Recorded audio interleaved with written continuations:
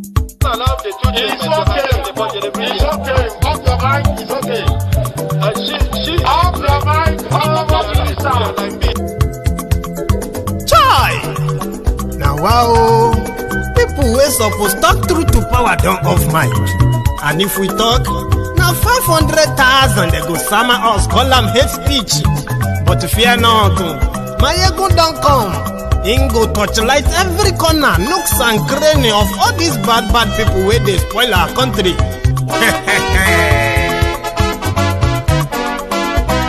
So my people make we laugh, oh, yo. My ego don't come, oh, yo. My people make we shout, oh, yo. My ego don't come, oh, yo. My ego don't come, man of the masses, oh, yo. My ego don't come, oh, yo. My ego politico, my ego don't come, oh, yo.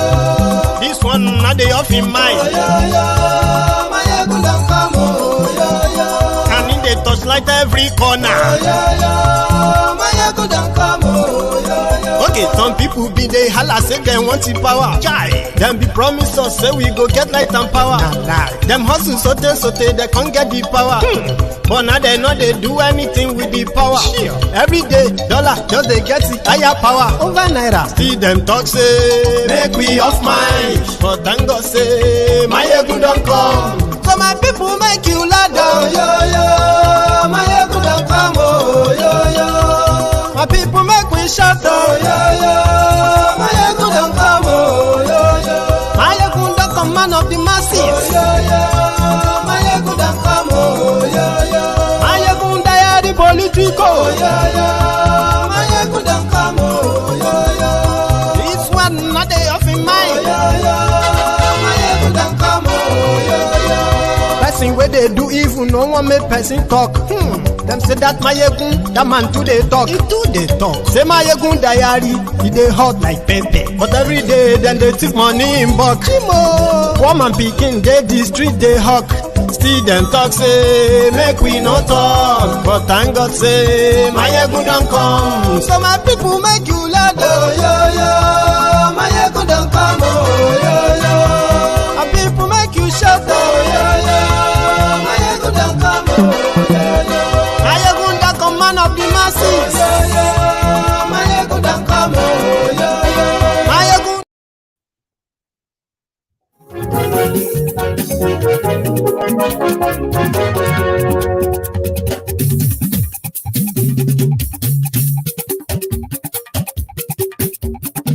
My ego la wamo, la moto do. My ego diary, my ego. Hello there.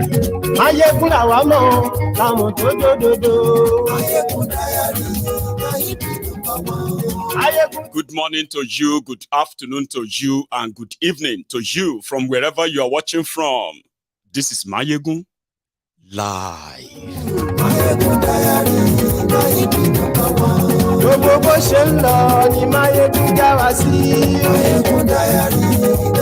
Thank you so much for joining me again. I have missed you, and I think I needed that break, but I am back. You should share the broadcast. Invite your friends. Invite your not so friendly friends. Just tell them, Mayegun to today. Mayegun diary politico. Mayegun diary Godfatherism. Kò sí lọ́rọ̀ Mayegun diary. Read the caption of this broadcast. Read the description as well. Share it. Like the broadcast. Then sit back, relax, and enjoy the program. Yes.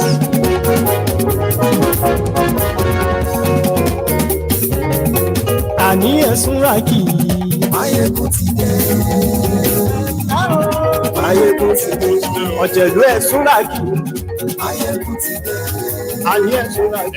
FBI, DEA, IRS, FMS, all of them said they are now ready to release the famous record of Tinubu in America, a lot of Pandora, but would they actually mean anything anymore?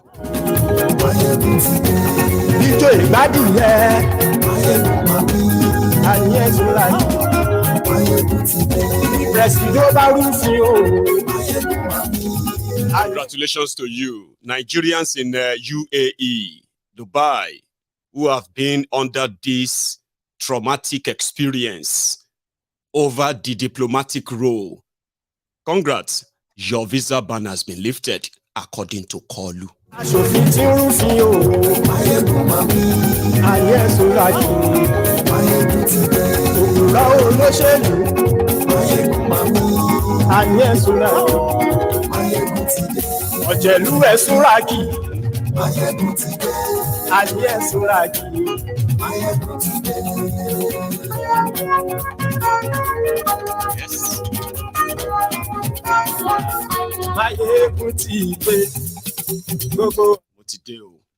So, good morning to you once again. Good afternoon to you, and good evening to you from wherever you are watching from.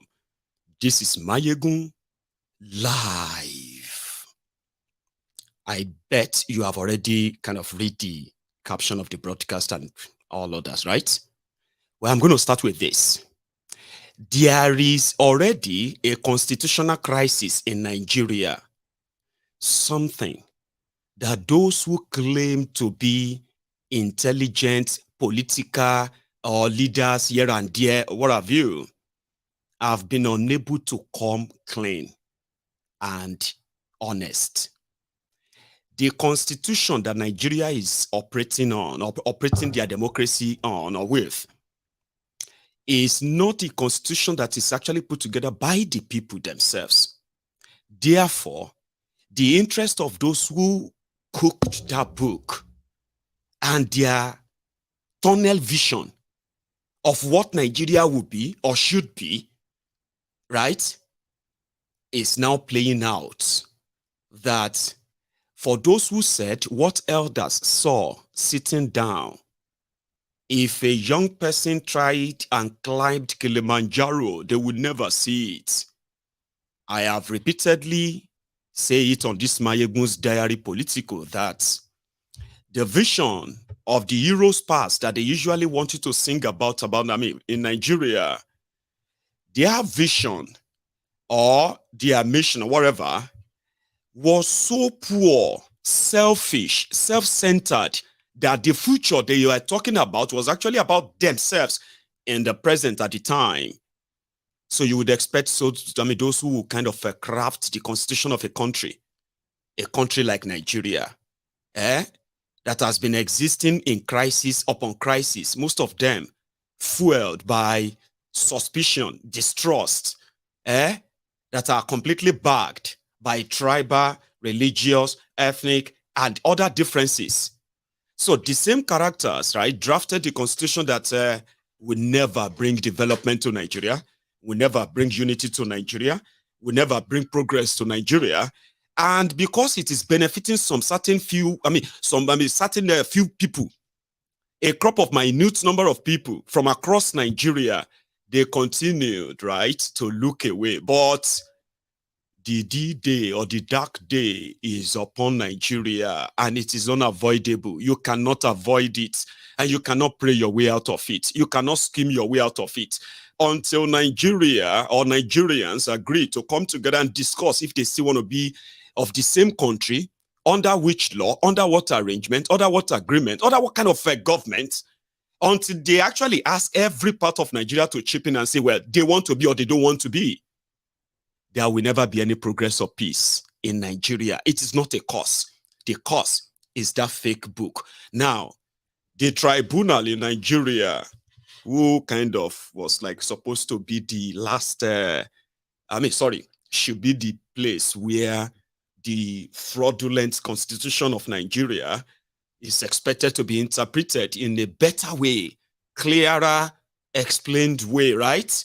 But a lot of you who looked up to the judiciary, especially you, the obedient. Now, before I come to that, the election, by the way, talking about a disjointed democracy that is put together by the military, with a Decree 4 that became the 1999 constitution that only served the interest of the criminals that were holding Nigeria to ransom. By all means, it doesn't matter who you are or where you come from. The moment you join the system, there is a place for you. The system is there, rigged enough that even you can't change it. Do you understand? So they put this fraudulent constitution together, and then they gave us a democracy. So before now, right, in that same Nigeria, you will think, oh, one Nigeria. I remember telling you many times on this platform as well that there is no one Nigeria. You have many Nigerias, okay? And that has been existing side by side with that fake one Nigeria constitution. Now, in Nigeria, you have a constitution that should be the constitution of the country, everybody. You know, when they say, this is a criminal code of this country, right? Everybody, whether you are rich or poor, big or small, you know, wherever you come from, you are binded by that statute, Abi. So when they say this is a constitution, if it was actually the people's constitution, right? It's okay, this constitution, everybody is binding on you, whether you are this or that. Well, it doesn't matter. If you fall short of any of this part of this constitution, this is your punishment, Abi. No. In Nigeria, you have Nigeria constitution, then you have the Sharia constitution. And even though Nigeria constitution is what they pretended to be using to run the country, but they don't run the country with it. They run the section of the country, a segment of the country with it. There are so many places across Nigeria, not just in northern Nigeria, even in southern Nigeria, there are places whereby the constitution of Nigeria is completely useless. Government of Nigeria doesn't actually dare to tamper with them. Like the Sharia court can sentence you to death because of a text message that you send that insulted Muhammad. Now, they will now be dragging between should Nigeria constitution that said Nigeria is a secular state, right? You can practice wherever you want, you can live wherever you want, and all that nonsense that the fake constitution said, right? You also know that in that same Nigeria, okay, a part of Nigeria, we're talking about progress here, right? A part of Nigeria that is northern Nigeria, shares from the proceed. Okay, I think to make you understand better, let's go to the frame by frame of the fraudulent, disjointed constitution that has brought about this whole crisis you are witnessing in Nigeria and in your lives today, okay? So they have a constitution that says, as a Nigerian, you can live anywhere you want. As a Nigerian, you can practice any religion you want. As a Nigerian, you can contest. I mean, that means you can run for office. You can contest to be anything you want to be. And you can vote anybody you want to vote, anywhere you want without intimidation. That's what the fraudulent constitution say. All right? Even though in that same fraudulent constitution, it says the government can take away all of that, your rights, and deny them, which means they don't even exist, by the way, right? Now, as a businessman, I cannot take my alcoholic drinks, beverages to northern Nigeria, okay? Because there is a law there, not Nigerian law. Nigerian law says I can do my business anywhere as long as it is legal. So the constitution says I can. But if I get to that part of northern Nigeria, if I don't lose my life, I will lose that business. And it's supposed to be one country, kind of. Sure you get, And same applies to when you happen to be from southern Nigeria, and the criminal government of Nigeria decided to frame you up. Do you understand? There is no way you will get any justice in their courts. Instead of you to get one, they will drag it on. Okay? That too, if you want to find out all these things, right, it is when you run short of their criminal laws and all of that, that's when you begin to realize the entire conspiracy against Nigerians. Guess what? All these ideas of segregation, the idea, you've heard about a quota system. Quota system is more or less like a segregation kind of policy. Okay, they say this part of people, they don't get sense. So because of that, we cannot put them side by side with the people of this side. So educationally, we have to give them some leverage so that we can encourage them to go to school. So they put policy in place, segregated the people, right? Then they put another policy in place, or another, which gave them the right to make laws that says if you may be Nigerian, you may have all the right they said you have, but if you cross this border here, this is what will happen to you, and Nigerian law cannot save you. In truth, it cannot save you. So a lot of people have been then saying that, why don't you just restructure the country in a way that will suit all of the ethnic nationalities in the place, by letting everybody push forward the proposal of the kind of country they want. And if the kind of country they want is not in similarity with the kind of country other people want, then you can begin the negotiation of maybe first at autonomy. Grant autonomy to people who cannot relate with these people. There's nothing bad in that. You don't force them all together, Abi. Anyway, in that same court, like I said, justice is given based on how much is in your pocket and who are you or where are you from. That is Nigeria. So the inequality within the system is so more pronounced that a lot of people just feel like it's all right. It's normal. People will be telling you, why you self go carry alcohol, go northern Nigeria? You know, say they have Sharia. Nobody is asking, when did the rest of Nigeria agreed that the northern Nigeria will have their autonomy to have their own law that actually, in practice, supersede that of Nigeria? Because those who are going to implement the law of Nigeria, they have their sentiments on religion and tribe as well. Sure you get? So even if you decided to take the law of Nigeria to challenge these rogues, the criminals in charge who are supposed to do their jobs, they will tell you, it is their culture, it is the tradition, it is this, let us respect that. All right? They will tell you, let them be, to maintain peace. So Nigeria has been existing based on, don't provoke this. Be careful of that. Be this or that, Abi. So coming to the right of Nigerians, I'm a Yoruba man. I have all the rights. Like I actually have similar rights, like superficially. Sure you get. Nobody say anybody get any right per se. But the fact that I'm a Yoruba man, from Yoruba land, a full-blooded one, I have a similar right as that of an average northerner. I'm talking about the smart ones. So maybe all of us smart too. For you know what I mean, like. I have that right. I can run for any office. I can decide to want to be anything I want to be in Nigeria. Yeah. As long as I am willing and ready to promote the idea that says, if I want power, I must bow for the terrorists of northern Nigeria. Something like that. I have to kind of put aside that my Yoruba-ness, that my pride, that my whatever, education, exposure, forget all of that. You need to bring that down. So do you understand? But I won't be too questioned. All right? Now, if I decided to just bring back my Muslim name in what Nigeria has become, in truth, and I start calling myself Abdul Rashid, Mayegun Abdul Rashid, and I start dressing that I already have the beard anyway. And I can read the Quran, I can recite few of them as well. All I have to do is to go back on that. For political reason, right? I will be easily accepted in northern Nigeria. It doesn't matter who I am. And the idea there is not that that's how the northern Nigeria actually just accept it. No. There are some tools that are already there.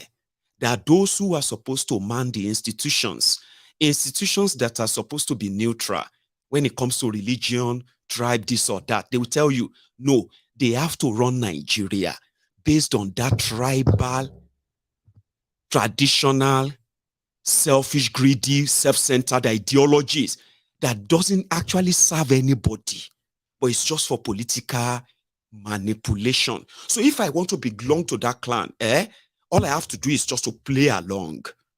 You understand? Rankadede. They will say, oh, that respectful Yoruba boy. Yorubas are so respectful. If you are going along and playing along, I can be ministers, I can be anything. That same thing is not applicable to an Igbo man in Nigeria. even though it is the same Nigeria. Okay?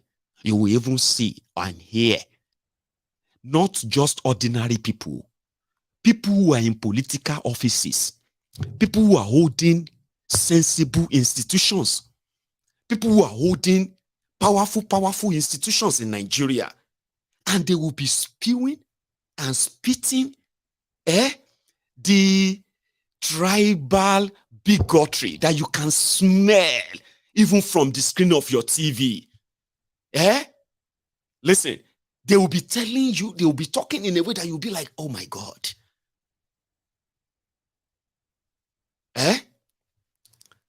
So, when we now have that as a people, a lot of people who have now sensed that, listen, if by whatever Nigeria came to be, and with what we have now seen today, that the distrust, the mistrust, and all of that, the suspicion and all of that people we treat ourselves, isn't it better to begin to kind of respect those boundaries and start having the conversation around them? You know? So if an Igbo man, who is also one Nigerian, says he wants to be president, it will be provoking even Nigerians who are not from Igbo land, and they will be reminding them, we don't trust you. You people you said you want Biafra, yet you still say you want to be president. They wanted Biafra. Over 5 million of them were killed so that they won't have that Biafra. So they are now part of the mystery called Nigeria. Abi? So, if they are forced, if you keep 5 million of them to keep them in Nigeria, so whose fault is it that they are part of Nigeria today and they want to be president like anybody else, everyone else? I'm just saying all of this because just so you know the difference between the Nigeria they are selling to you and the Nigeria that is actually in practice, in reality, is a divided Nigeria. And the constitution, the fraudulent constitution that they said they are operating on, if you look at it, is a ragtag book. If to say you should bring the original copy of the 1999 constitution and the alterations and all of that they have done to it since 1999, amendment this, amendment that, and blah, blah, blah, blah, you will see it as if it's going to be like a perforated, mutilated piece of paper, worthless piece of paper that has done nothing but deepen the misery, the frustration, the poverty of Nigerians. That's what it does. And there is nothing that can save Nigeria from it. Elections won't. All right? Peter Obi can't. I hope you will know that, and I'll kind of make you understand better anyway. The reason is simply because Nigerians didn't agree to be Nigerians. There is no record that Nigerians actually agreed to be Nigerians. So for those who framed the fake book called the Constitution, they wanted a fully controlled Nigeria that will remain the same. Even when things seems changing, they will remain the same and even worse. A Nigeria that is irredeemable, irreparable. A Nigeria that is only existing for existence sake.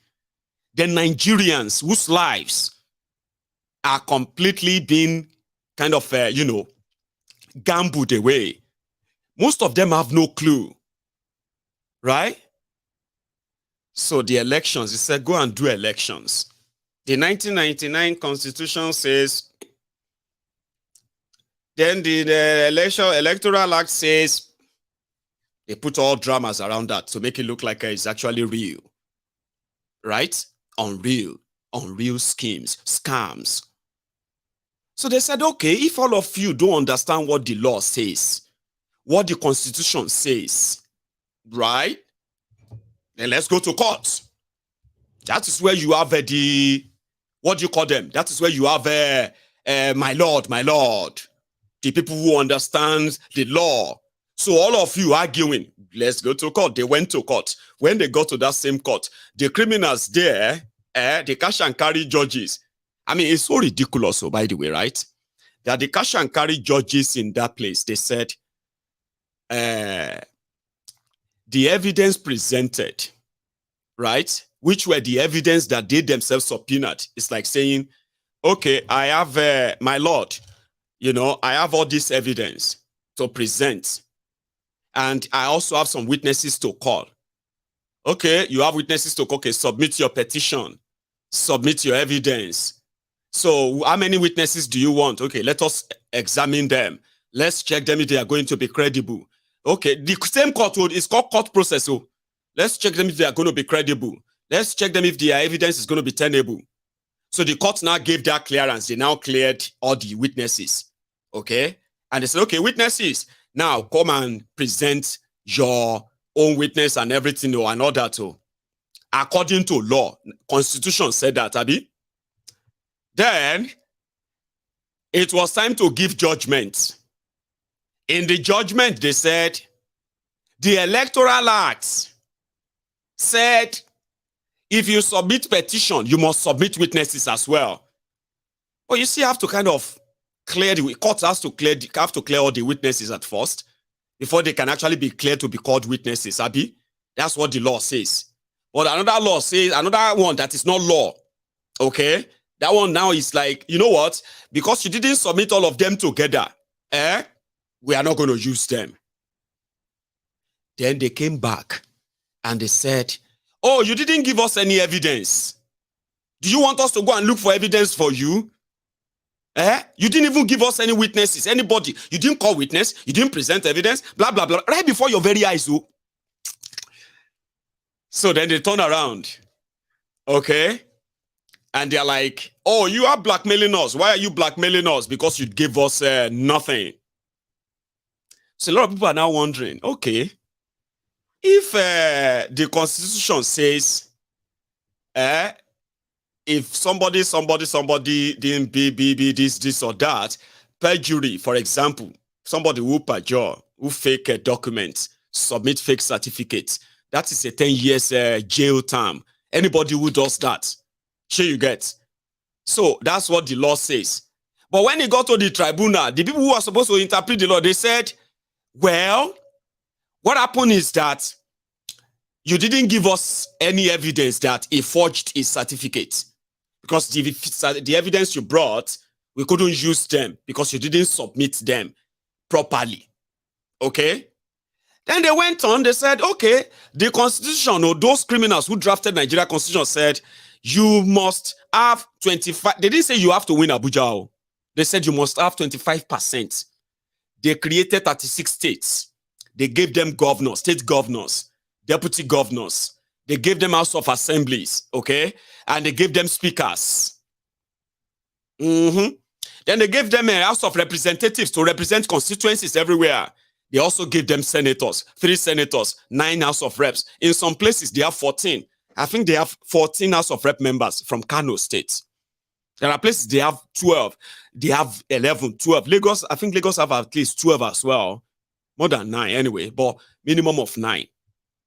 So they now said FCTO is a special place that during your elections, you must at least win 25%. They didn't say win, no. They said 25% of the vote.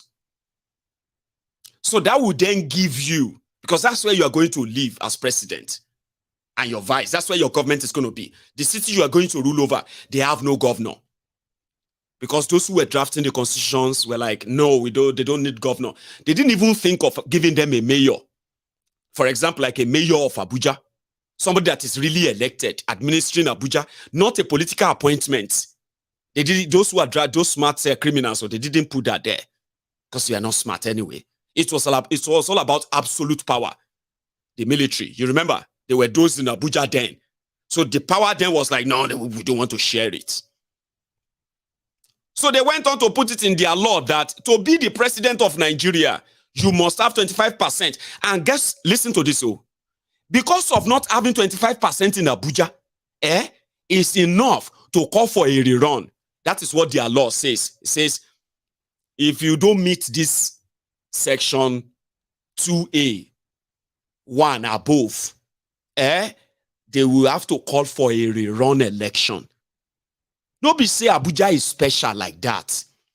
What happened is that if you no get time, you cannot be declared winner of an election. What will happen is the electoral body will now look for, if you are the one leading with majority of votes, you don't win everywhere, you don't get everything where you have to get. But for constitutional sake, that fake constitution, it says you must have 25% there. Abi? Now, if you don't have it, it doesn't mean that you have lost. No, you don't have to lose. What happened is that they can't declare winner. What they will do is called a rerun. That rerun will no longer be like normal general election anymore. Sure you get? It's going to be between the two leading candidates. You that is already winning, but you are not winning Abuja. And then you that is already losing, even if you are winning Abuja. Okay? So the two of you will now go for a rerun. That rerun, Abuja will no longer be special anymore. It will now be the highest vote. Sure you get? It will now be the highest vote then. It won't be Abuja anymore.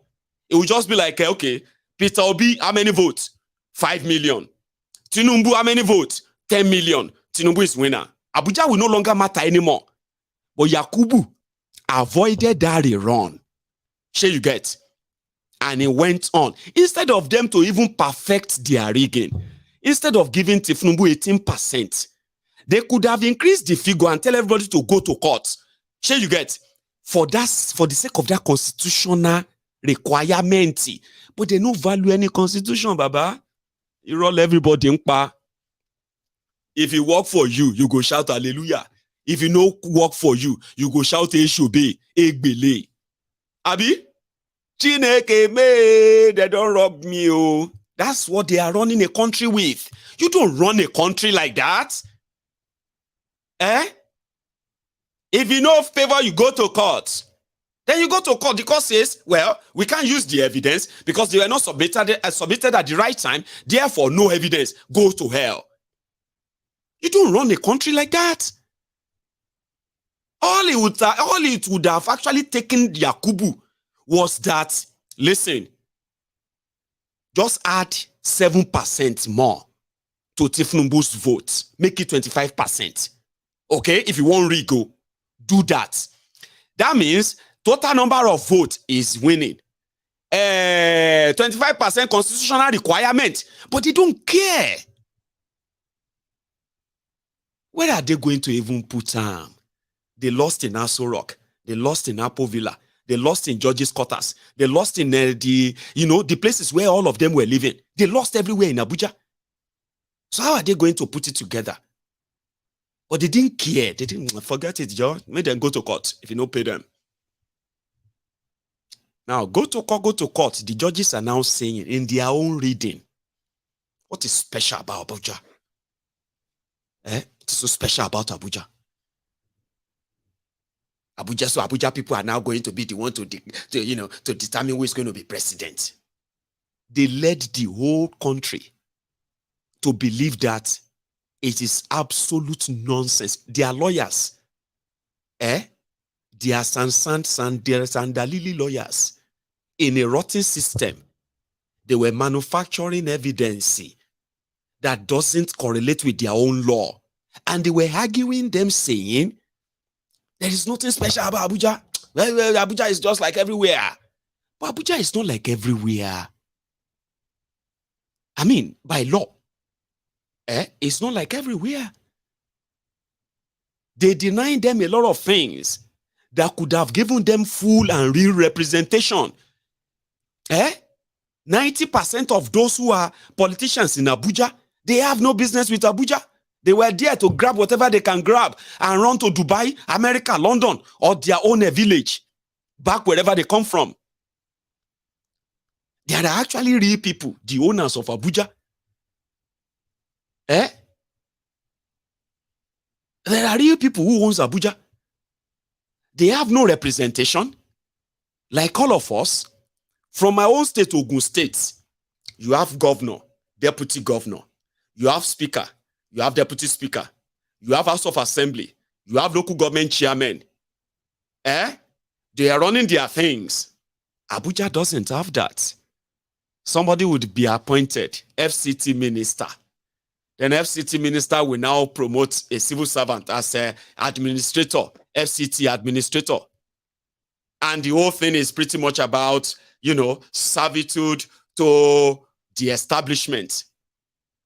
So if the people who crafted the Constitution of Nigeria, the criminals who put you in this mess, if Abuja wasn't, why didn't they just create Abuja as 37th state of Nigeria? So the lawyers, the court said Abuja is not special. So Abuja people have now gone to court. That's okay, fine. If we are not special, then we need our own governor. We want the court to probably rule that we deserve to have our own governor, we deserve to have our this and that, and elect them. Now only one senator there, Abuja, one senator, they give them. FCT. And even though this same constitutional conversation, I don't think it's going to happen through court. I don't know. Not through their own criminal courts. Criminal judges in their own crooked courts. Yeah? But somebody else also alerted Koolu recently and said, Nigeria has expired. We can continue to lie to ourselves. We can continue to pretend that what is missing is good leadership. You see, to have a good leadership in a place, there is a process. Okay? So if you are looking at the products, and you are not looking at the process, you want to fix the products, you are not looking at the process of the finished product, you are wasting your time. And that's what majority of you are doing, who are still hoping that this Nigeria can be rescued. It can't. Even if you wish, even if you want, even if you work for it, it can't. The only thing that can work is if nobody has actually cared about it before, they should now. The future is bleak, is damned, courtesy of these criminals. They are wallowing in their own sort of a world, and it is not the same world as ours. If they continue, we will all be doomed. So the only thing that people should be demanding for, at least, I remember that for years, Tinubu and gang were promoters of restructuring, Abi. They were promoters of a sort of, a national conversation around what exactly should Nigeria or Nigerians do if they still want to be together or not. So wouldn't it be the better time now to have that conversation where everybody can actually do whatever the fuck they want to do with themselves? You want to practice Sharia and you want to have a country whereby infidels or some people cannot become something in Nigeria and you want to call it one, you can have that. You can begin to have that conversation now. Or the system will be forced to have that conversation. It's already getting there. And yeah, the persuasion around you need leadership, this or no. You can't get good leadership in Nigeria with a rotten system that has become the norm. So you need to dismantle the entire system whereby everybody will have to come around and say, okay, all of you from this part, you from that part, and you from this, okay, oh yeah, let's have that conversation. And this time around, the conversation about Nigeria among those who are Nigerians today should have no red, gray, or whatever areas they normally add to the national conference in Nigeria. May I explain that to you, right? A national conference is when everyone from every part of Nigeria, whether you are a Christian or a Muslim, Yoruba, everyone from every part of Nigeria would have to send representatives to a national conference. And at that national conference, is where everything that matter to you or your people or your region are laid bare, or is laid bare for everybody. This is what we want. This is how we want it, right? Now, you see that process itself is usually hijacked by criminal politicians. So when they want to set it up, the owners of Nigeria, they will now take lists of what and what can be discussed and must not be discussed.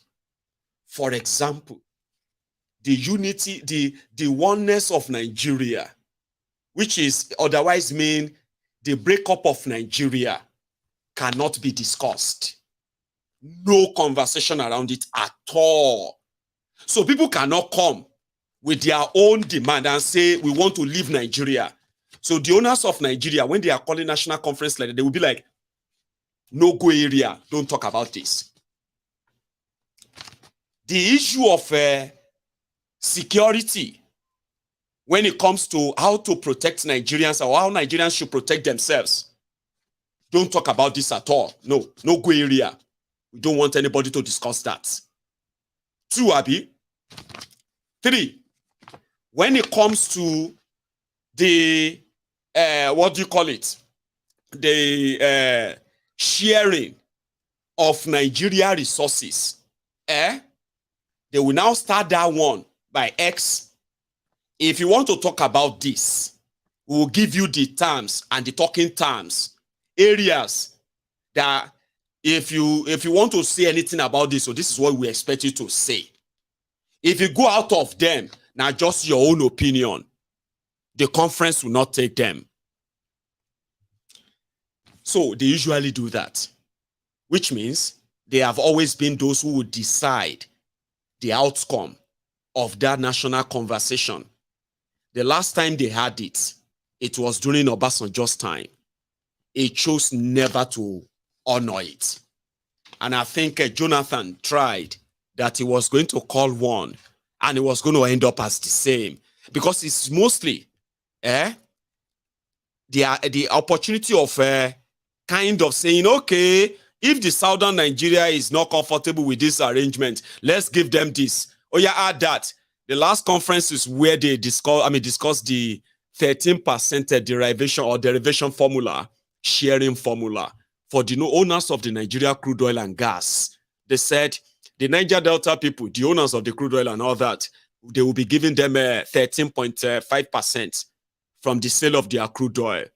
But the natural resources from elsewhere, Niger Delta people don't even get a clue what is happening to them. Not even Nigerians have a clue what is happening to them. So if you want to call a conference where Nigerians have to come and discuss, there should not be any gray or no-go area.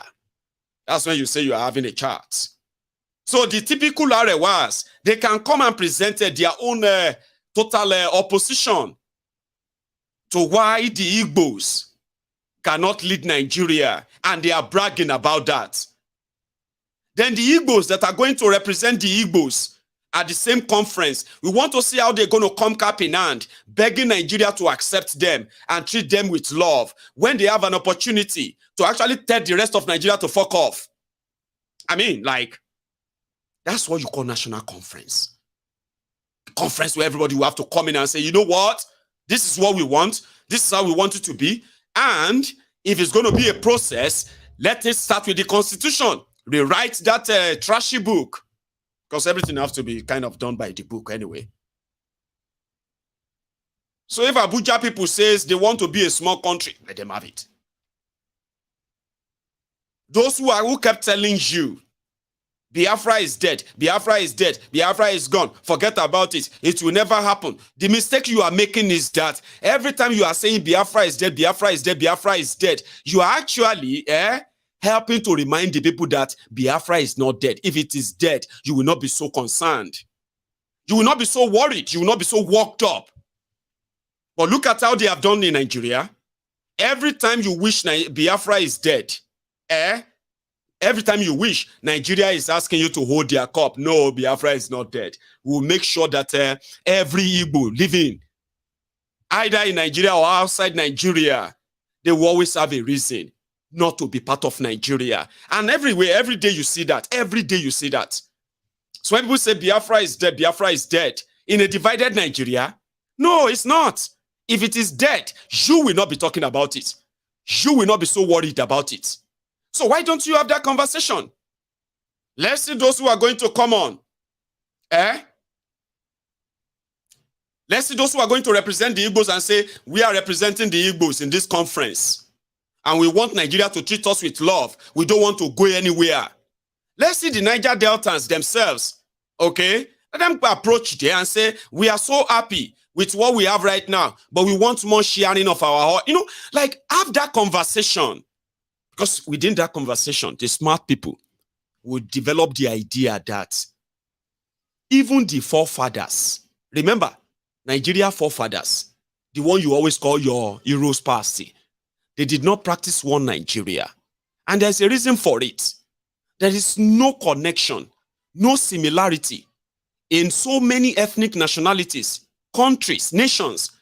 They were forced and fused together for this contraption. So if it has to exist or coexist, then don't derail from that to your own, your forebearers, Nigeria forefathers. Have you forgotten that back in the days, in northern Nigeria, it is northerners first.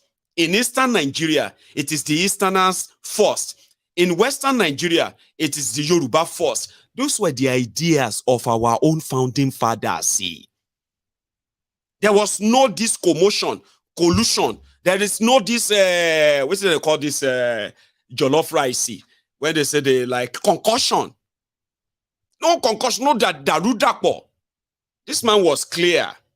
But today's, his own descendants, they are believing that Nigeria is their inheritance. All right? Because they are descendants of Ahmadu Bello. So in that Nigeria, where descendants of Ahmadu Bello believe that Nigeria is their own forefathers' estate, bequeathed to them by the Uthman Dan Fodio, in a divided Nigeria like that, that mentality, how dare you then turn around and say, Nigeria is one, we must work together, let us all leave all this division. No. Listen, the system divides us.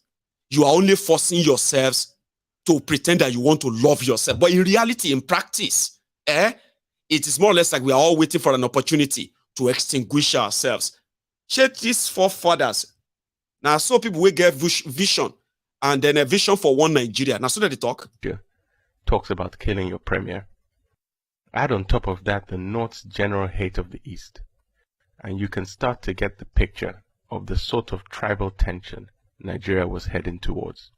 One thing I've noticed, Premier, while I've been here, is that Northerners seem to have, I might almost call it, obsession about the Igbos.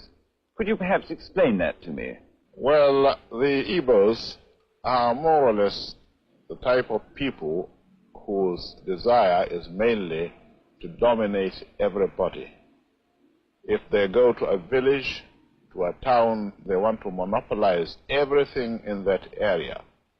If you put them in a labor camp as a laborer, within a year they will try to emerge as headman of that camp, and so on. Well, in the past, our people were not alive to their responsibilities, because you can see from our northernization policy that in 1952, when I came here, there weren't 10 northerners in our civil service here.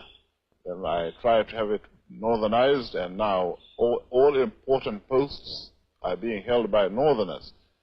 Is this policy of filling all key posts in the north solely with northerners and not with other Nigerians a temporary or a permanent one? In actual fact, what it is a northerner first. If you can't get a northerner, then we take an expatriate like yourself on contract. If we can't, then we can employ another Nigerian, but on contract too.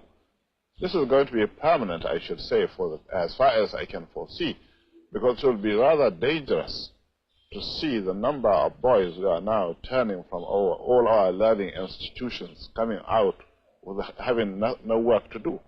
I'm sure whichever government of the day might be, it will feel rather embarrassed, and it might even lead to bloodshed. Doesn't this damage the idea, sir, of all people in all regions in Nigeria being fellow citizens of one country?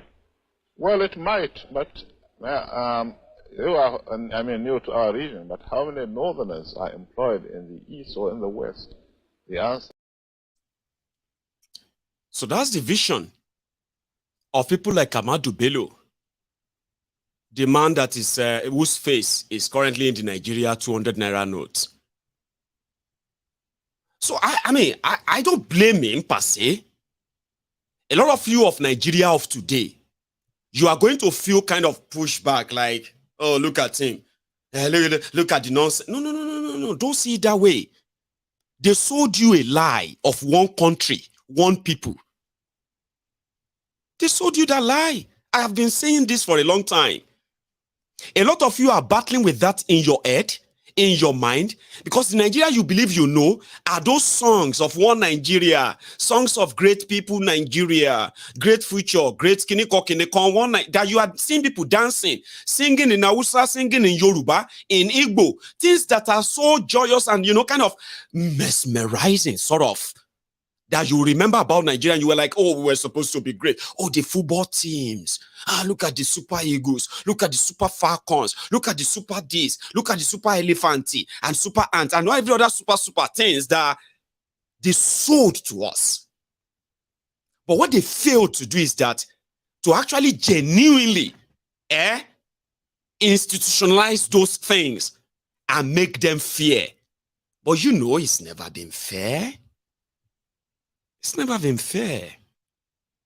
They sold you a lie. The real Nigeria that this guy signed up for is the one that is, if you are representing the North first, let the North take care of the Northern Nigeria problem and the people. The Southwest, Yoruba land, Yoruba first. And let the Yorubas take care of their own problems. And it was so healthy of a competition back then. So healthy. They were building farm settlements in northern Nigeria. Amadu Bello. Granite Pyramid. This pyramid and right.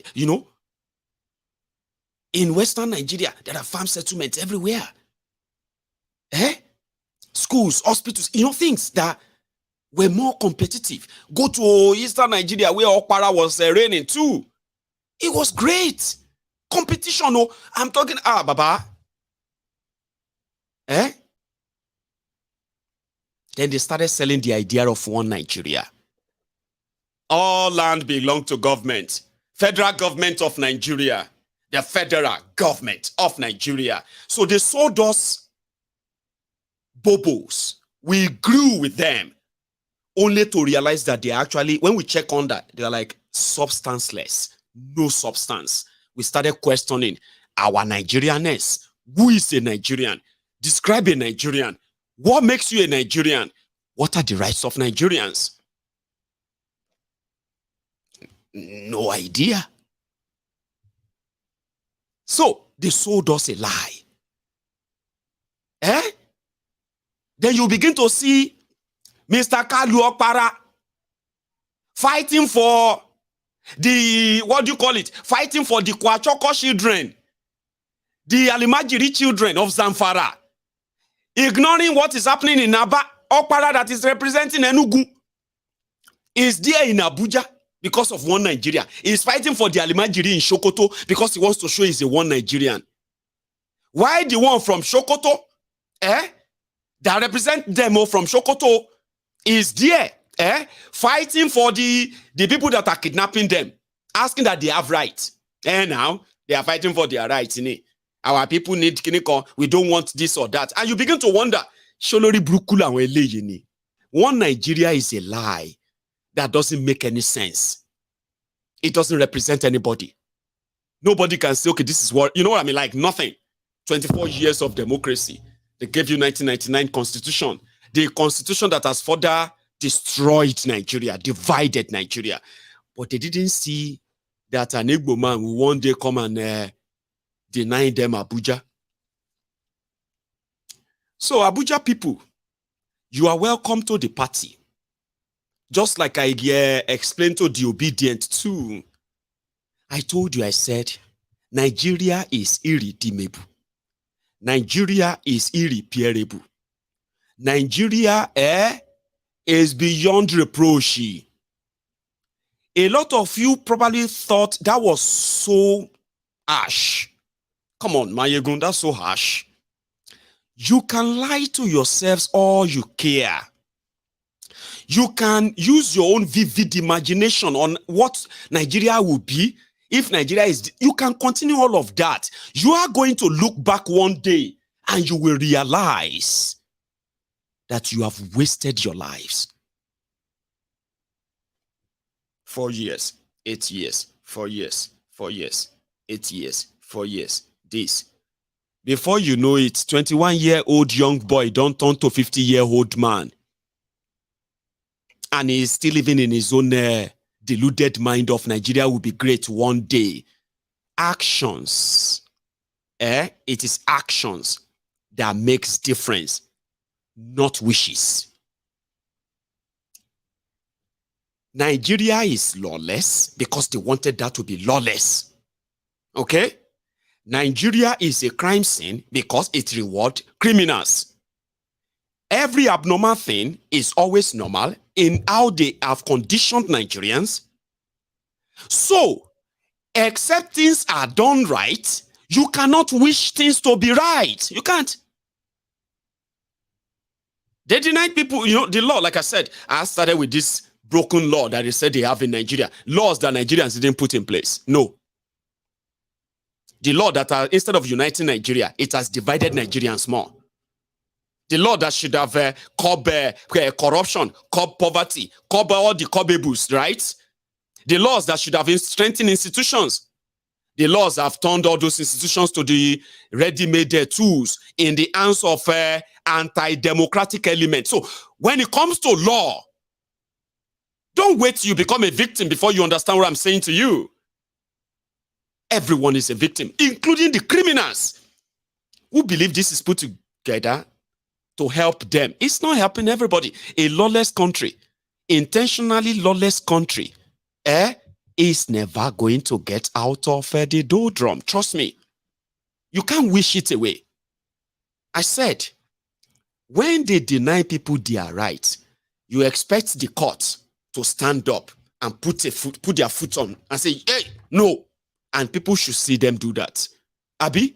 And if the criminals who are supposed to execute the law or execute any court injunction or orders and fail to, then shut down the judiciary. There's no point anybody reading law or anybody becoming a judge or even going to any court. There's nobody. You should shut everything down if they are not going to let you do your job. But no, if you can't beat them, you join them. That is what Nigeria system represents. So I told you, when you see people that are being oppressed by police or by your politicians and the rest of them, and you believe because it is not happening to you, only God knows what them do, Jerry. I mean, they cannot just be beating them now. I mean, they cannot just arrest him now. They must have done something, Let us all be careful. Let us say because it is not happening to you. You don't care. But the day it happens to you, it will come be like, say, heaven won't fall. You cannot run a country by cherry picking your own laws, by cherry picking what is criminal, when is it crime, is it a crime? I mean, you can't run a country like that. That is why you have institutions. So if you have a corrupt institution, you have corrupt judiciary, you don't have a country. And you cannot pray your way to get one. No way. You can't pray to get one. No. Look at them. They said there is freedom of speech inside the Nigeria fraudulent constitution. Then politicians, police, and those who are even lawyers, they will tell you the freedom after the speech is not guaranteed. And they will say that, with this horrible grin on their face, like it is okay to say that. There's freedom of speech. But freedom after speech is not guaranteed because they won't take you to court. They will kidnap you. The law didn't say they should kidnap you.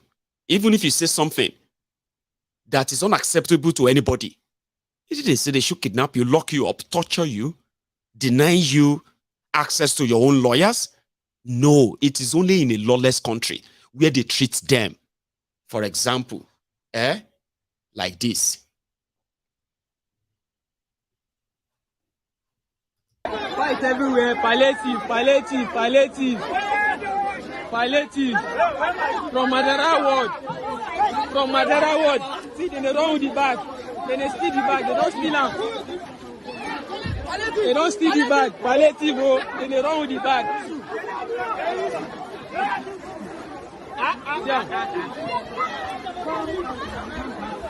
Self for ground. C'est our palliative. C'est our palliative. See palliative for ground. See palliative for ground. Auntie, you want? Take. Turn my own, turn my own.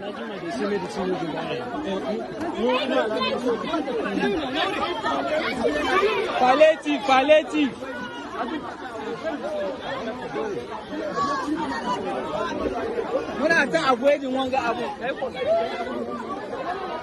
You see?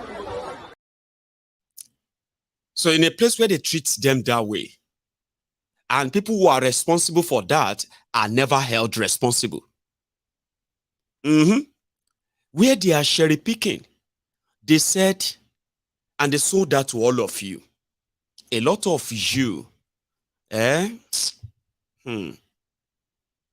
don't know how to describe it again, but I'm going to just pass, okay? They are sided with the same rotten, corrupt system. And you watch the criminals.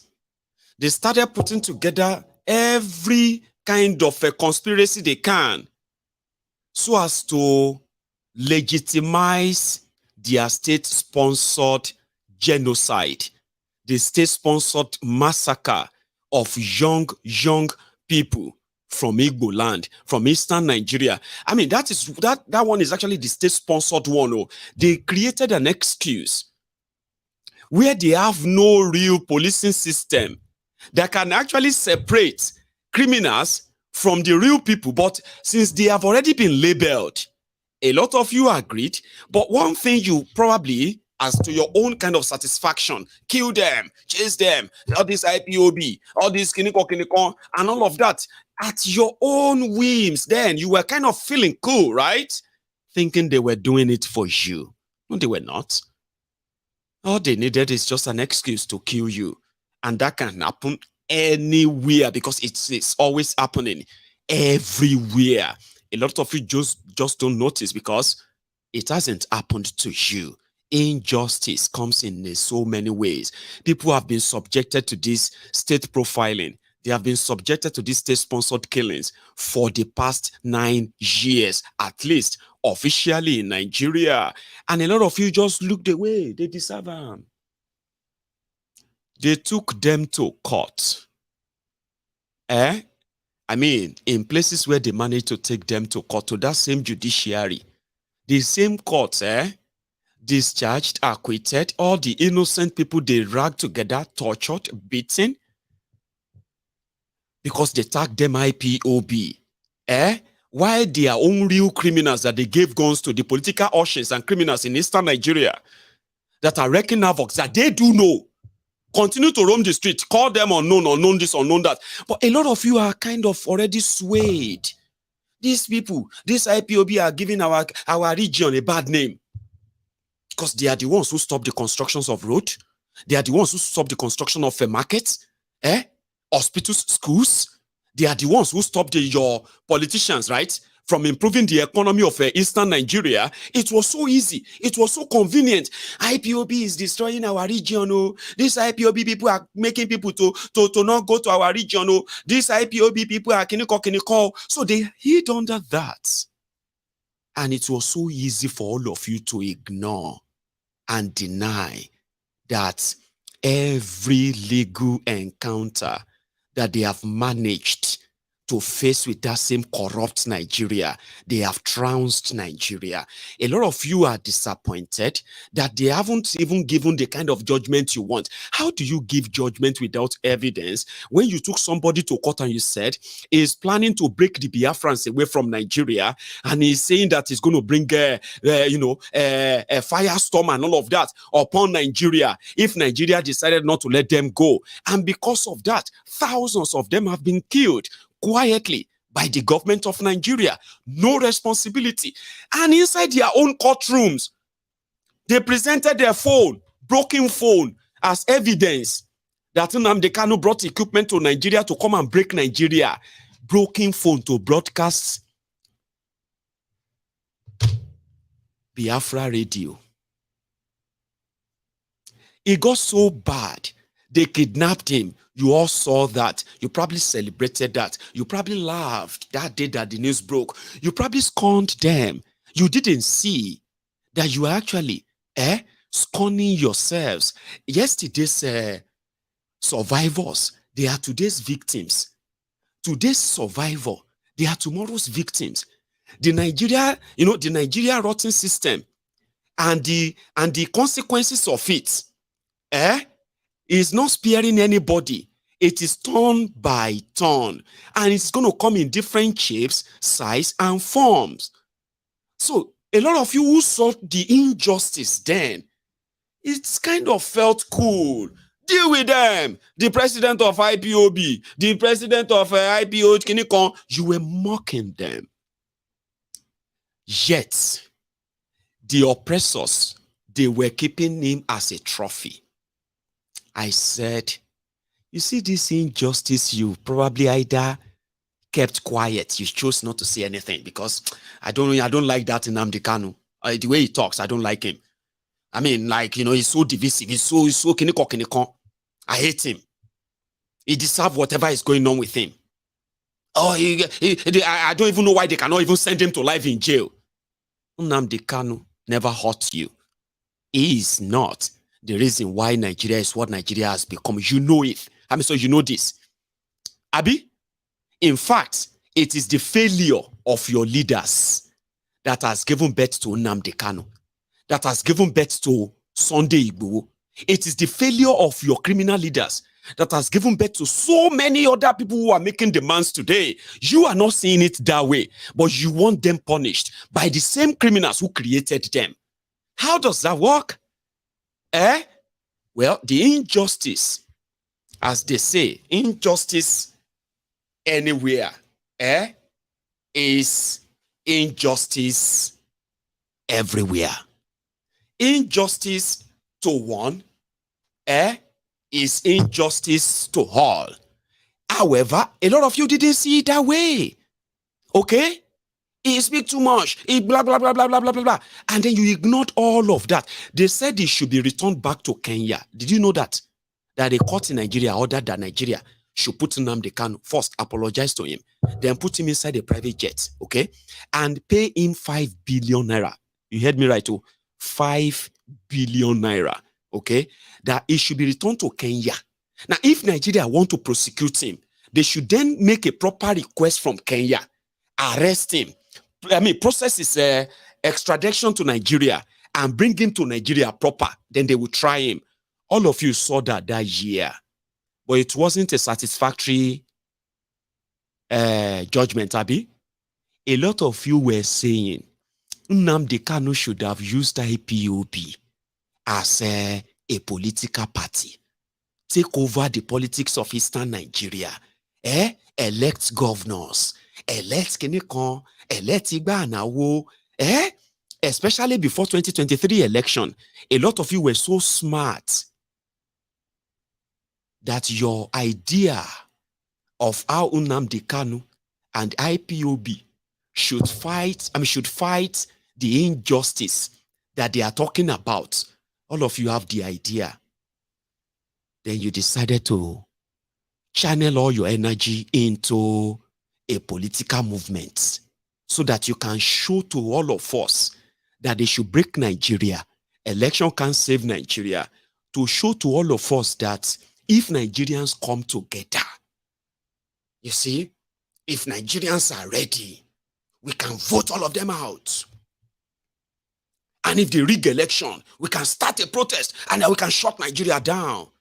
These were the lyrically gbedu that a lot of you were singing before February 2023. I just thought I should remind you. Today, a lot of you have now experienced what injustice means more than you were before the February elections.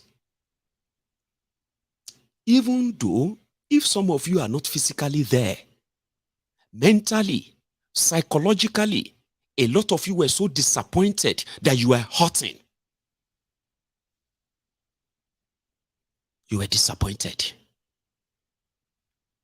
that the system, that you believe that you are more than them. Aisha Yusufu said, Nigeria doesn't need more activists. Nigeria needs more active citizens. And some other fancy words. Can you now look at the IPOB in the face and tell them that they should use political means to fight their struggle in a corrupt, rigged system called Nigeria? Would you still say same now? Do you still believe in your PVC? Do you still believe that you can actually get rid of these criminals in a system that they intentionally put in place? Do you still believe that? If you do, please send me a private message, okay? I have this very big ocean I want to sell. I haven't told everybody. It's located somewhere you might be interested too. Yes, a very big ocean. I want to sell it. It's somewhere. Send me a private message. Life, they say, is a teacher. The more you live, the more you learn. In the book, that famous book, 48 Laws of Power, there is a law there that says, choose your enemy carefully. Do not offend the wrong person. When you want to fight, try to know your enemy. If you are fighting Nigeria's system, you need to understand it. And if you want to fight Nigeria's system, you must know that you will be fighting yourself too. As a Yoruba man, I have been at the forefront of those who have been calling out the criminals in Yoruba land, who have been using the Yorubas as a meal ticket to the dining table where they are sharing the destiny and the lives and the future of Nigerians.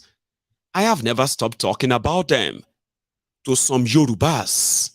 That is pretty much unacceptable. Are you not a Yoruba man? Must you come out and say all of this about your leaders?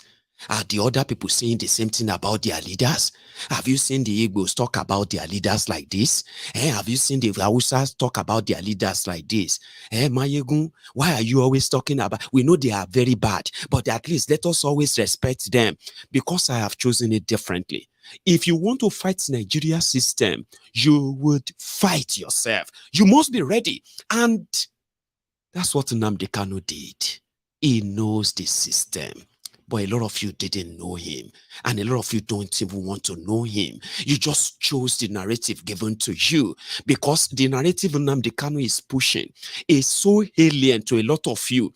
It is so alien to that idea of Nigeria you grew up knowing. And I understand. It is war that a lot of you are battling with in your mind. Would this Nigeria you know suddenly no longer exist? Would the Nigeria you grew up in, the dream that you had about Nigeria, does that mean that they are not going to happen? And all of that, I understand. But it is true they're not going to happen. No, not this way. Not this way. They know it. So would you still turn around and blame IPOB that they didn't get a PVC? When you saw them, perpetrated the worst of the worst electoral violence or electoral haste, a lot of you are still in shock today. Then you can't enter court. The court started playing you. Now you know better. Would you still advise the Yorubas to go and start a political party?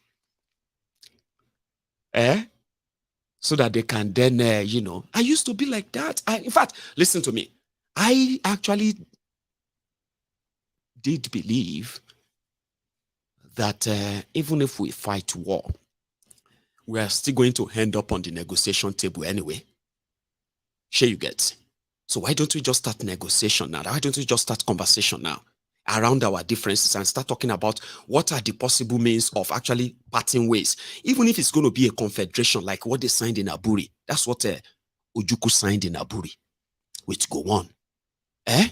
It wasn't that they were going to break away as Biafra. The Aburi Accord was that, let us respect the autonomy that Nigeria signed, the 3 regions in Nigeria signed for during independence.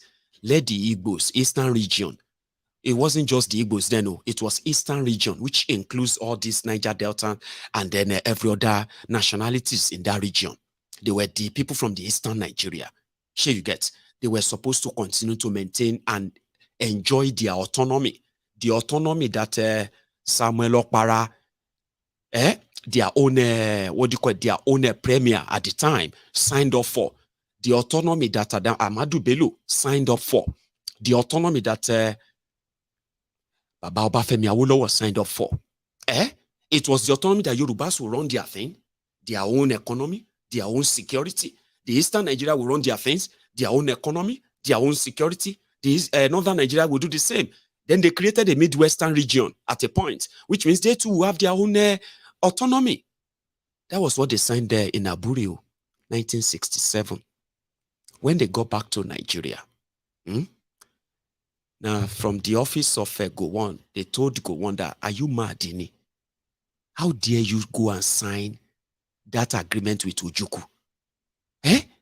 Don't you know that from that autonomy, you are just going to wake up one day and they will declare their Biafra because they would have become stronger then.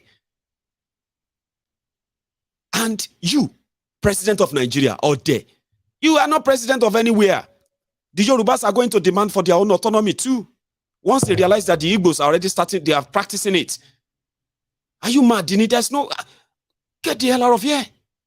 Where's that document? Bring it. This is the document we signed. We even had a toast to it. We drank wine and all of that. You are mad. Bring the document. They burnt it and they said, no agreement. Few months later, they declared the Biafra War. And the Biafran War wasn't actually declared. It was that moment that the whole slaughter started from northern Nigeria.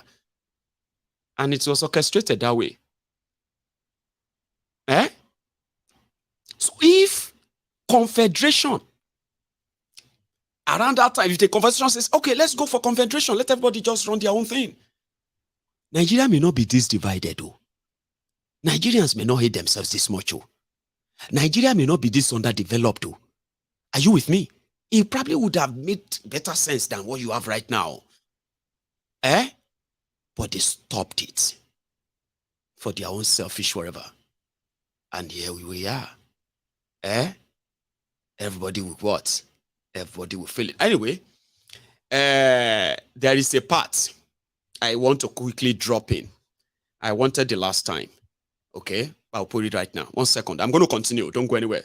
This was when the issue of technicality first popped up in the Nigerian fake constitution.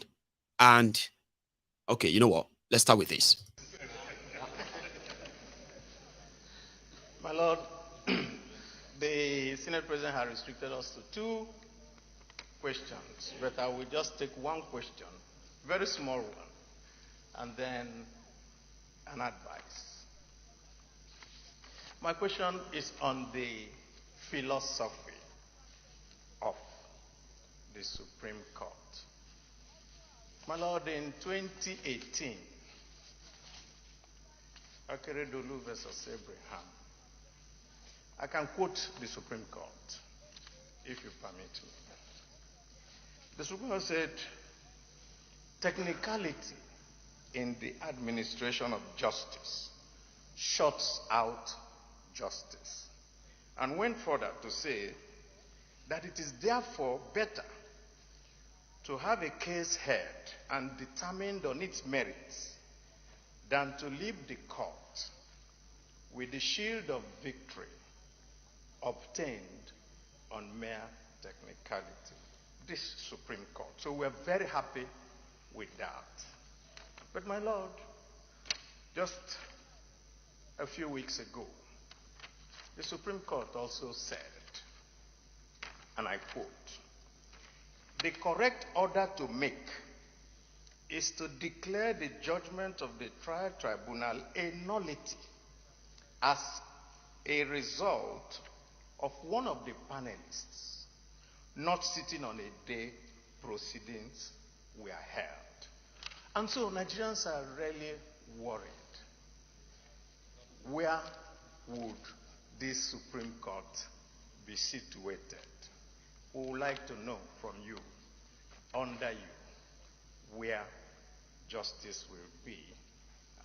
Not by distinguished Senator Baribi centers on the technicalities and perhaps the difficulties we are facing in technicalities. Permit me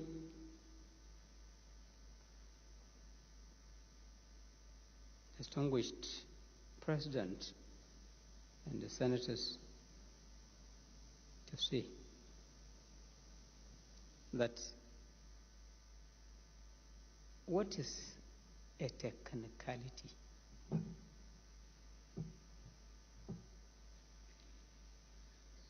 Something which is technical,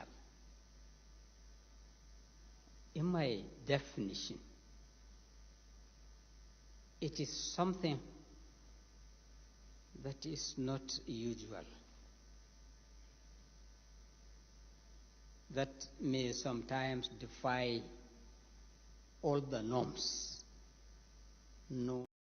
I'm so sorry. The audio is poorer than I thought. I'm going to work on it. That's a Tanko technicality, explaining the technicality of the law and comparing that with a plane and then a driver and all of that. Okay, so I'm sorry. I thought it would be louder than that. So there's no point in staying on too long. Okay. Now going forward, like I said, to those of you who were then choosing which what do you call it? Which victim? Sorry, no, not victimhood. You know, which of the laws or which of the injustice you would kind of accord the right name as injustice. Nnamdi Kanu is locked up today, okay? Because even some of you felt like if Nnamdi Kanu was to be released before your elections, it would have made it impossible for Peter Obi to win. The people destroying people also felt like the same thing. That, in fact, APC, Egbekegbe, was planning to release him so as to stop your vote in Eastern Nigeria. Now, like I said, a lot of you were cherry-picking what is justice and what is injustice. Remember? Until February 25, when millions of you now experienced the first-hand real injustice. The one that, apart from the one you actually encounter every day of your life, the injustice an average Nigerian encounter every day of their lives, right, can best or better be imagined. But you see this particular one, a lot of them put all of their disappointments. A lot of you put all of your frustration.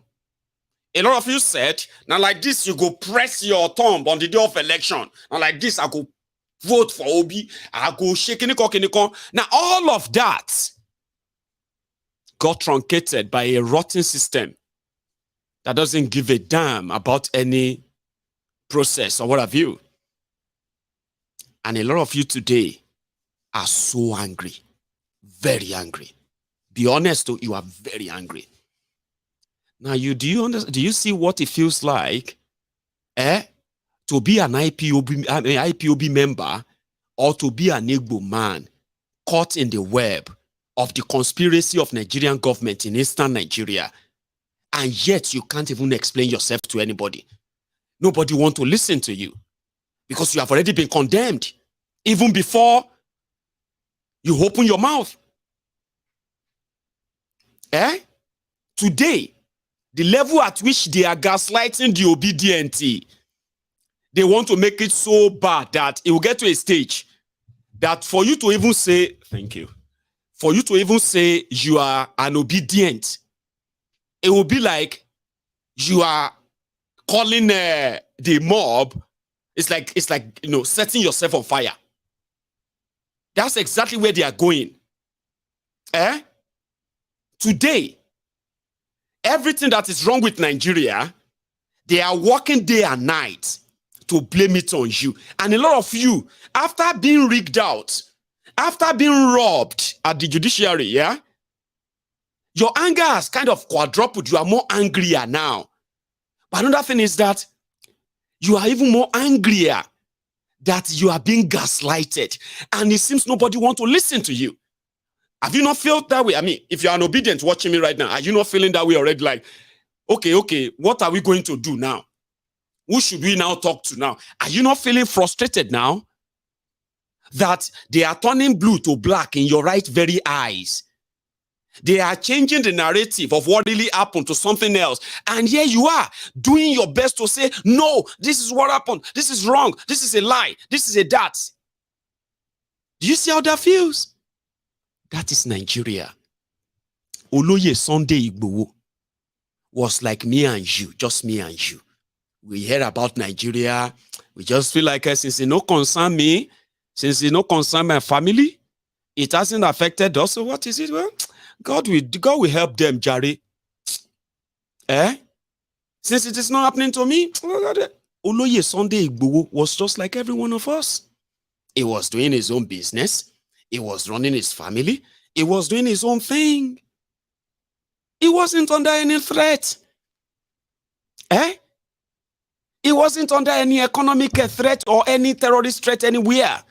He was capable, still capable to keep himself and his family safe, at least to the best of his own ability, under the circumstances that you have found yourself in Nigeria.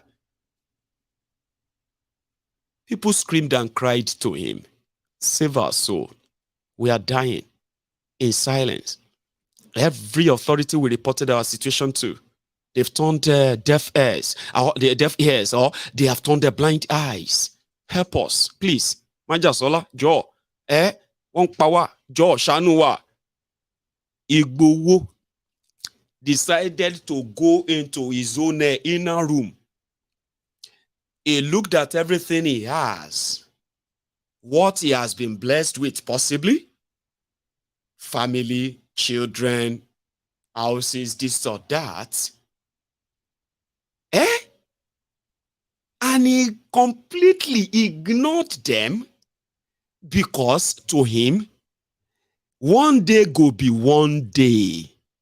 When the people that are killing the helpless people have no helpless people to attack or kill anymore, now you will be say you feel untouchable, go be next. This house, this my family, these cars, this whole thing, they can all be gone in a twinkle of an eye when the calamity reaches his own doorstep. So it is better to actually rise. He rose, called other young men and women in Yoruba land. Remember, he did not come out to say, I am looking for who to save. Hello, anybody who is having any problem anywhere? My name is Sunday Igboho. I am looking for who to help. He did not. It was like me and you. Then, because of empathy, I could help. Or maybe I could help. Let's see if I can help. Oh yeah, we could help. Let's go. Let's get on. Let's motivate ourselves and the rest of that.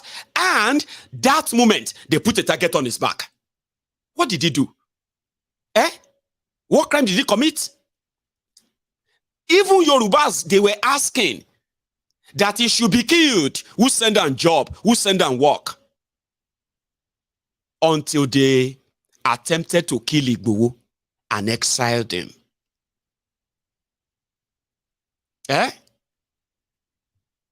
A lot of you saw that too. You saw as the whole thing played out. Some of you probably sided with the Nigerian system by saying, I don't even like that Igboho. You know, Igboho himself is not clean. So if not because of all of you that are talking good about Igboho, they say Igboho self-clean. If you know what Igboho do this and that, you were all looking for reasons to justify why Nigeria wanted him dead. Kiloshe, what did he do exactly? He rose to the SOS call of people that Nigeria couldn't save or help. Same thing to Nnamdi Kanu. He was living in the UK. He had his family here.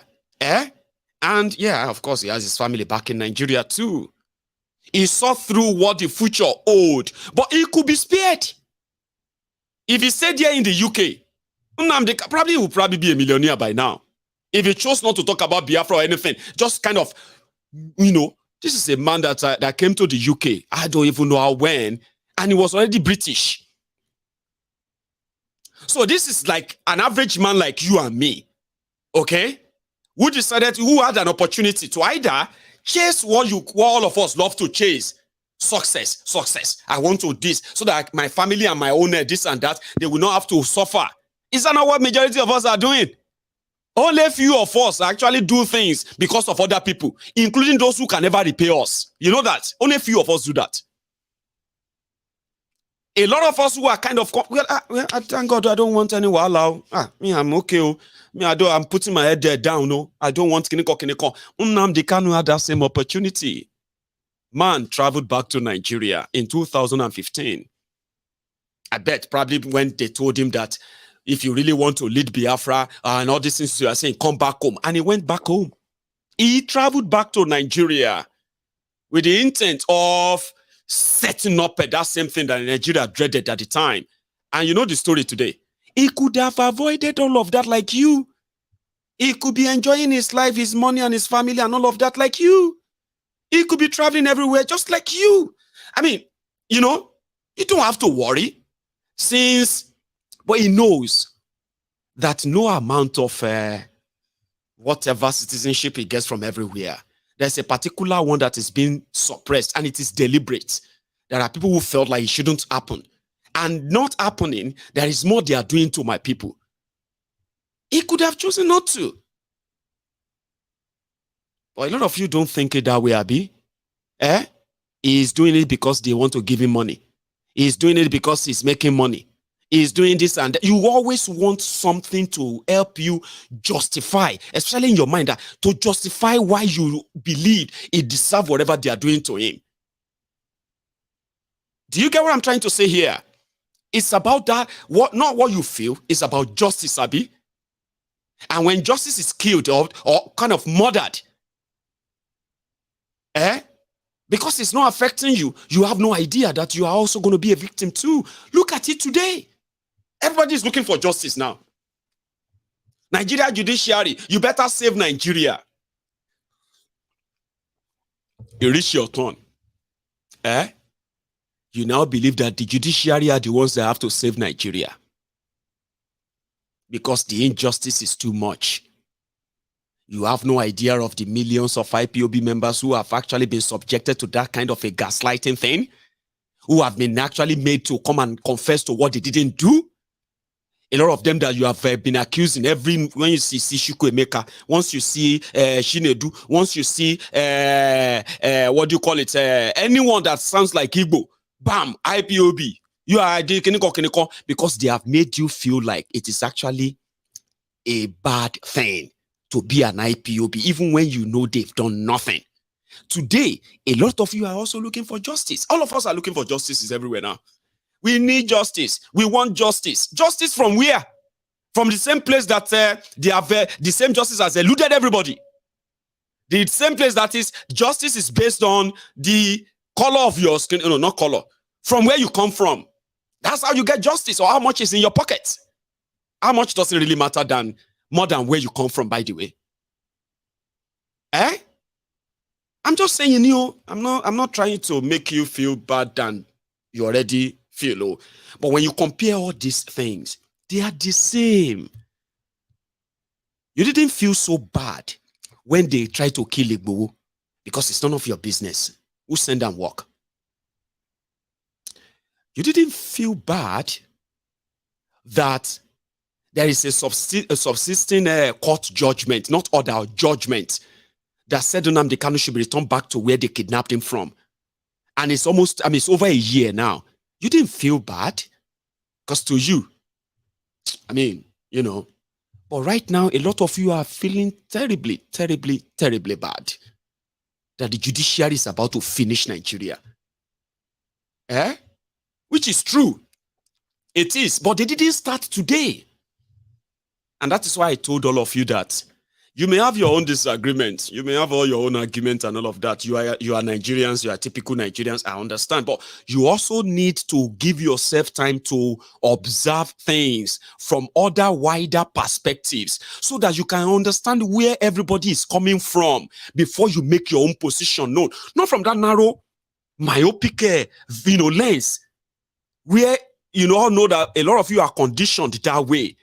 You will never get the true picture and you will never give a true opinion. Now, the injustice has spread. It's going to spread more.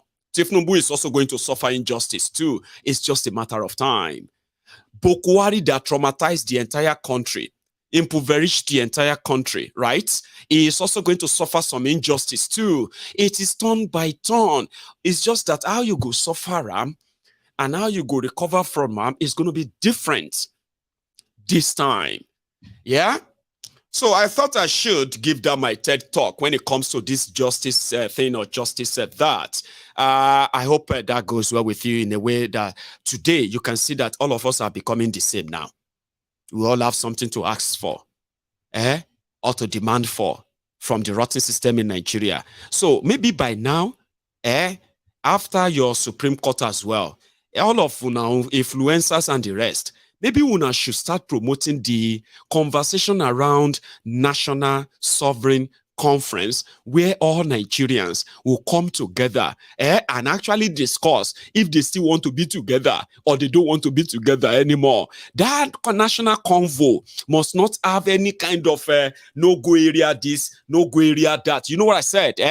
Maybe when you begin to educate like you did for Obi, begin to educate yourselves that elections can't save you. Preparing for 2027 is like, it's like repeating the same thing again and again and expecting a different result. You cannot win against a rigged system. I don't know the scientific name or description I have to give to you to make you understand that you cannot win against a rigged system. And repeating that again and again is not a sign of smartness. It's not a sign of intelligence. It is a sign of a lunacy, a sign of madness. Go and read your book. Doing same thing again and again and expecting a different result is a symptom of a madness. Read it. You can't. Maybe when you begin to explain to average Nigerians that before any elections happen in Nigeria again, if there will be any, that trashy constitution must be trashed, and a conversation around a true nation where everybody's interest is in fact addressed. All this Sharia, that, addressed. All this resource control and this independent, autonomy, this addressed. The breakaway and all those things should be addressed. You cannot pray your way out of them. Close your eyes and let us pray cannot save you. And it's not a mockery of your faith. No, it is the reality. So maybe you guys can begin to, because you don't have court. And once you don't have court that can interpret laws, you don't have a country. You have a banana republic. Take a listen. In that same their court, apart from you, obedient and the rest, okay, there are other dramas taking place in those courts. The Nigeria Tribunal, Presidential Tribunal, said all of the evidence of fake certificates, forgery and perjury against Tinubu, they are pre-election matter. It no concern them. Even though the law says anybody will forge certificate to run for office, now 10 years in jail. But they said, well, even at that, they cannot use the evidence. Somebody submitted a fake certificate from a university in Chicago to INEC, and evidence is there. They said, no, we can't use it because you didn't submit the evidence in time, which is also a lie. Now, that same rotten system, Baba, is where, in fact, I have a video. May I show you that one first before I continue? Because I go forget. One of our main resources is oil. We're the largest oil refinery in the world. So we buy oil from Nigeria and we refine them and we sell it back to Nigeria. Yeah. So, you know, that's basically what we do. So we are one of the largest oil refineries in the world. Right? Because we have no natural resources whatsoever. You know, if somebody tells us, you know, we even buy our water. We buy water from Malaysia. We buy crude water from Malaysia. We desalinate them, we purify it, and we sell it back to Malaysia. Don't judge us. We need to make some money somehow. So, you know, our car, all our cars have a lifespan of 10 years. After that, we either scrap it or we resell it. We sell it to places like Indonesia, Ghana, we sell it to Nigeria, and all this. So these are the people that will come and buy our 10-year car. What they do is they modify it. You drive on the left hand, right? Right, so, but ours is on the right hand. So they purchase this 10-year car, right? With a lifespan of 10 years. They buy this car and they modify it and they sell it super expensive in your country. So Nigerians. So inside that same their court that said, if you forge a certificate, you go to jail. So the tribunal said it's pre-election. But in other places, especially in Imo State, the tribunal, this same nomination, there's actually a part of nomination where they said double nomination for shitty man. The tribunal, presidential tribunal said it wasn't intentional. Maybe he forgot. Okay? So because of that, it's not against the law per se. It's just a discretionary issue. In other places, then they remove people who forged certificates. Tribunal is removing them. Those who forged, certificate per se, removing them. And those who got nominated wrongly, removed. But there is something in Imo State, that one is different.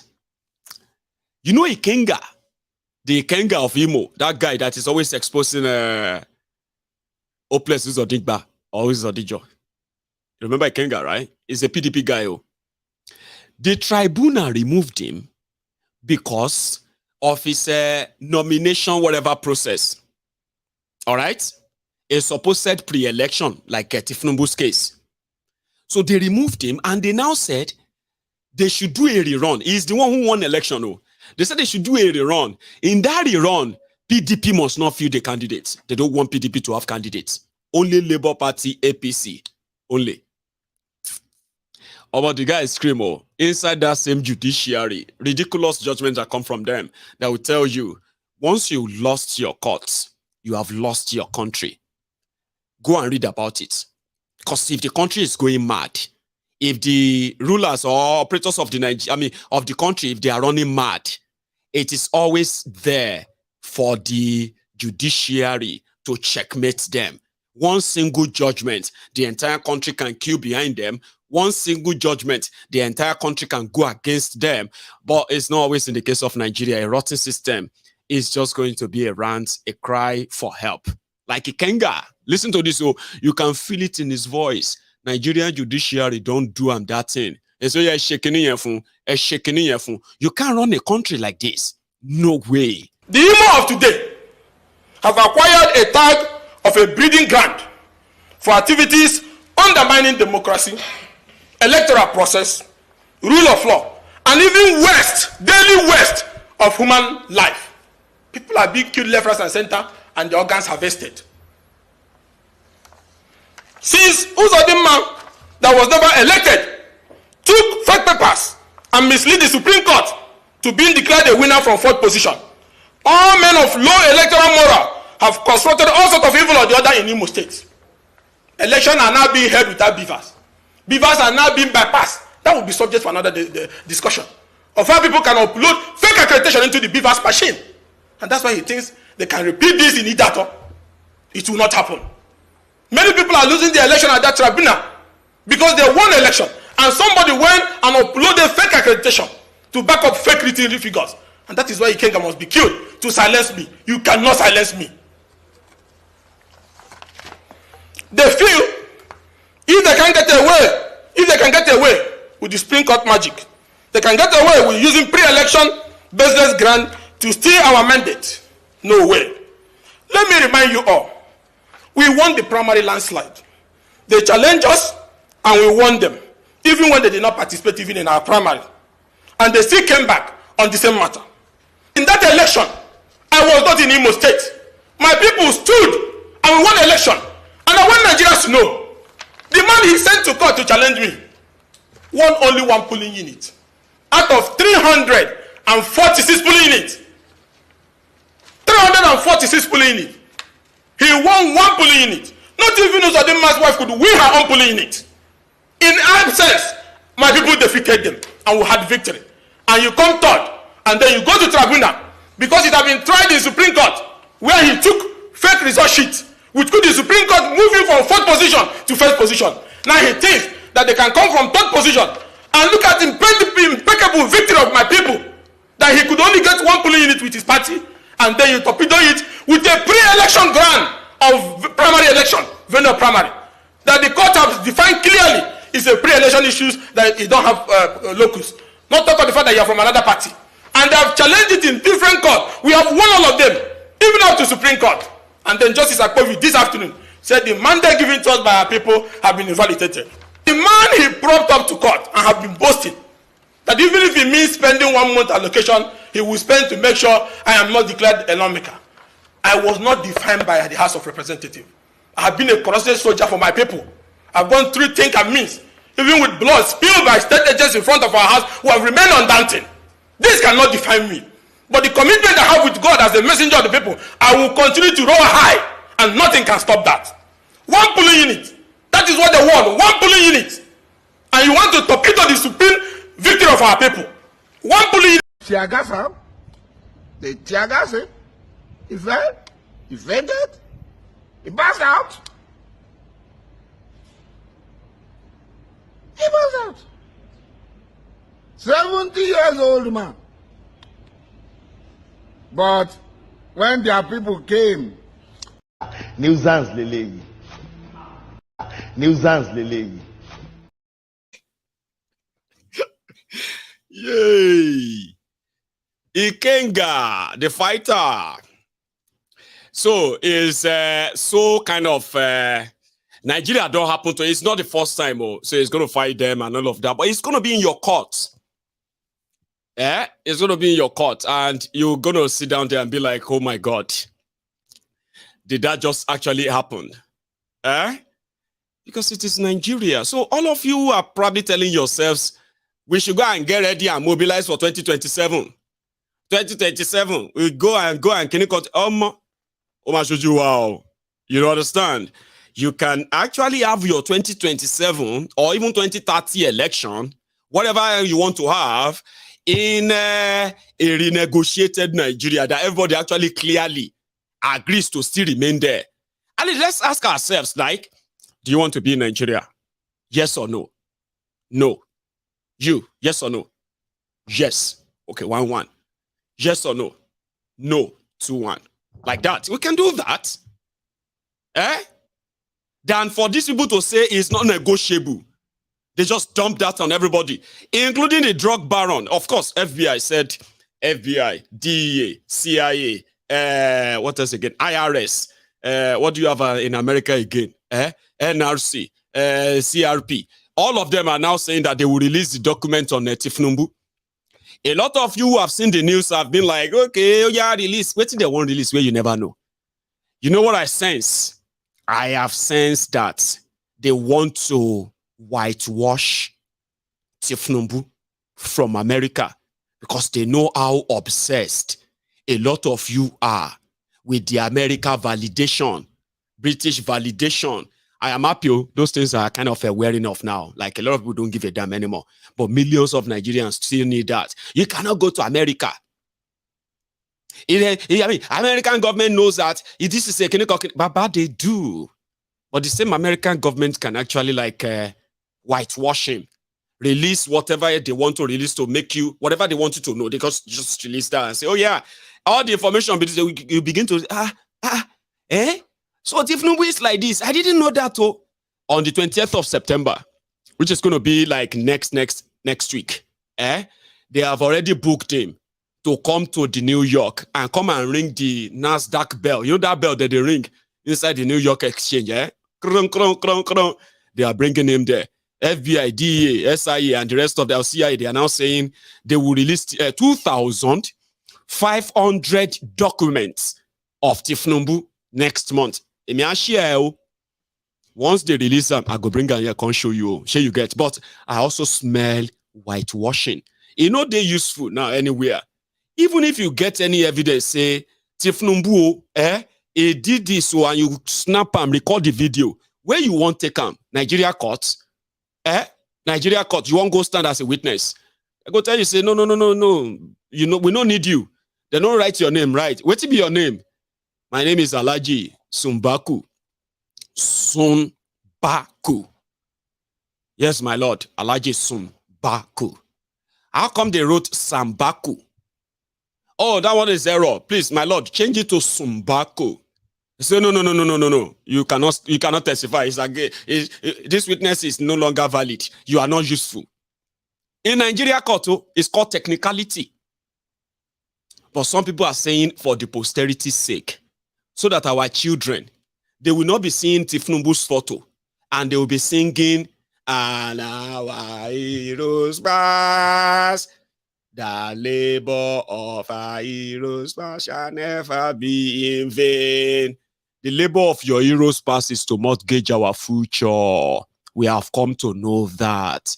If you are still a young man, a young woman, and you are singing, and our heroes past shall never be in vain. That in vain, the selfishness of your heroes past is that they are dead, but their manhood are still living. Just like Patience Jonathan said. He said, Ojuku is dead, but his manhood is still living, which means Ojuku's children are still living. Remember? So the truth is that a lot of your own parents, our parents, they served these criminals. As our parents are aging and dying,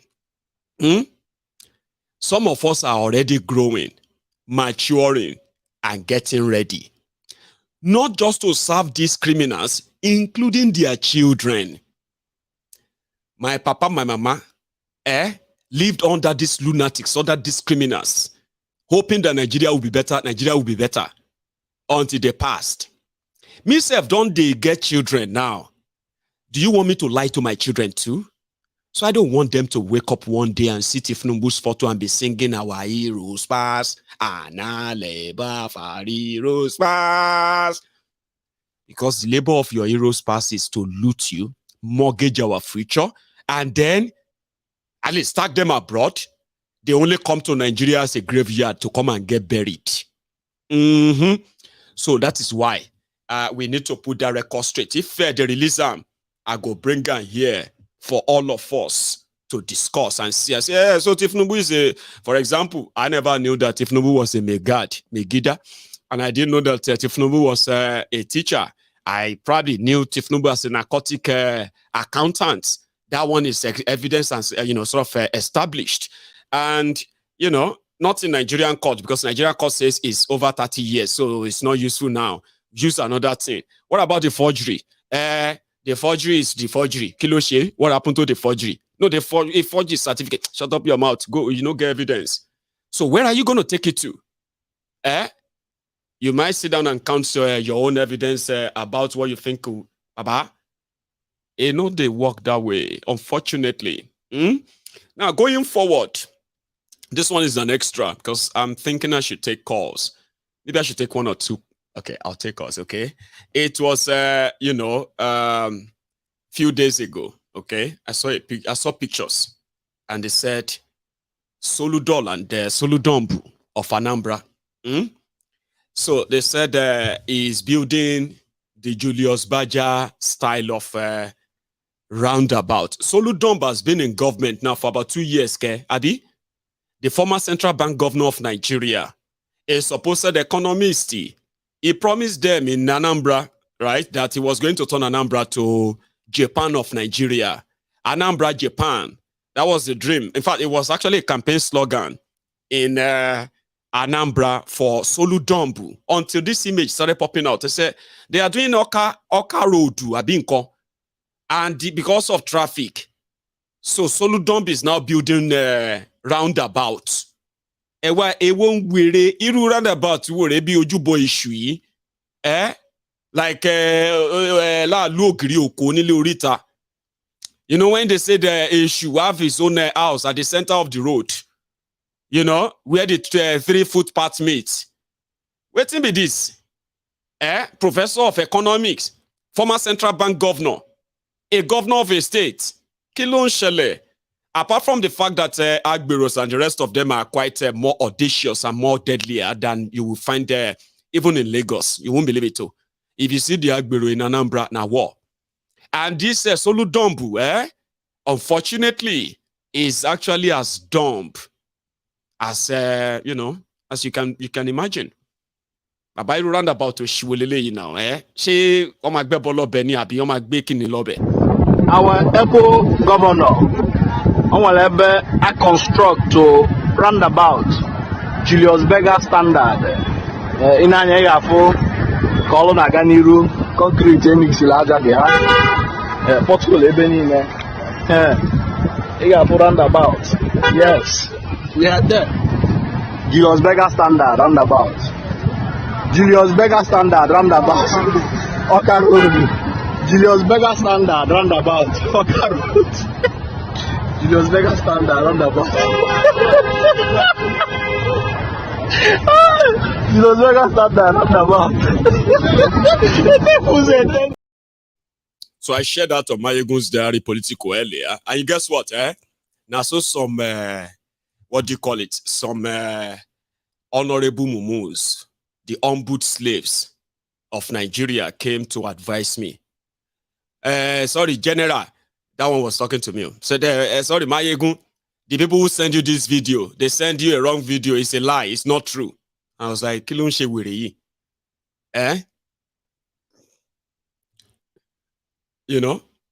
Mayegun, this is not the real Kiniko. It's an ongoing work.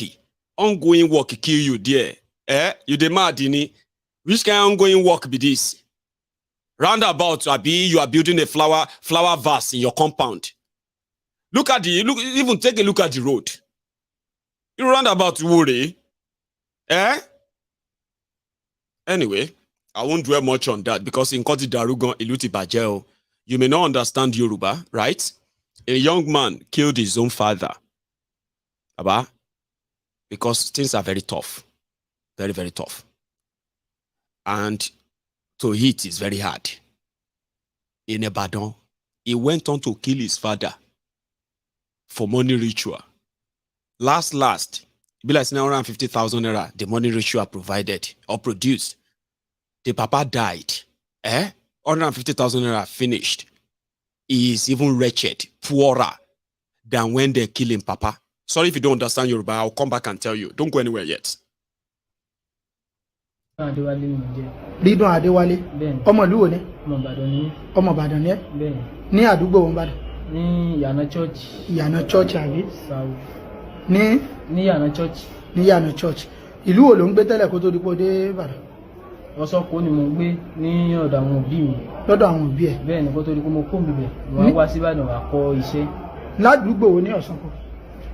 Òkè Odò ní àdúgbò wa ní Ọ̀ṣọ́kọ̀ yẹn. Ládùúgbò yẹn lọ́ṣọ̀kọ̀? Òkè Odò níbẹ̀. Kí ni nǹkan tó ṣẹlẹ̀ kó tó di pé o padà dé? Níbi àìríjẹ ibi gangan báyẹn ni mo fi wò pé mo fi gbà lérò pé bóyá tí máa gbé gbọ̀nà yẹn pé bóyá yóò yà. Ìwọ ti tọ́ ọmọ ọdún mélòó báyìí?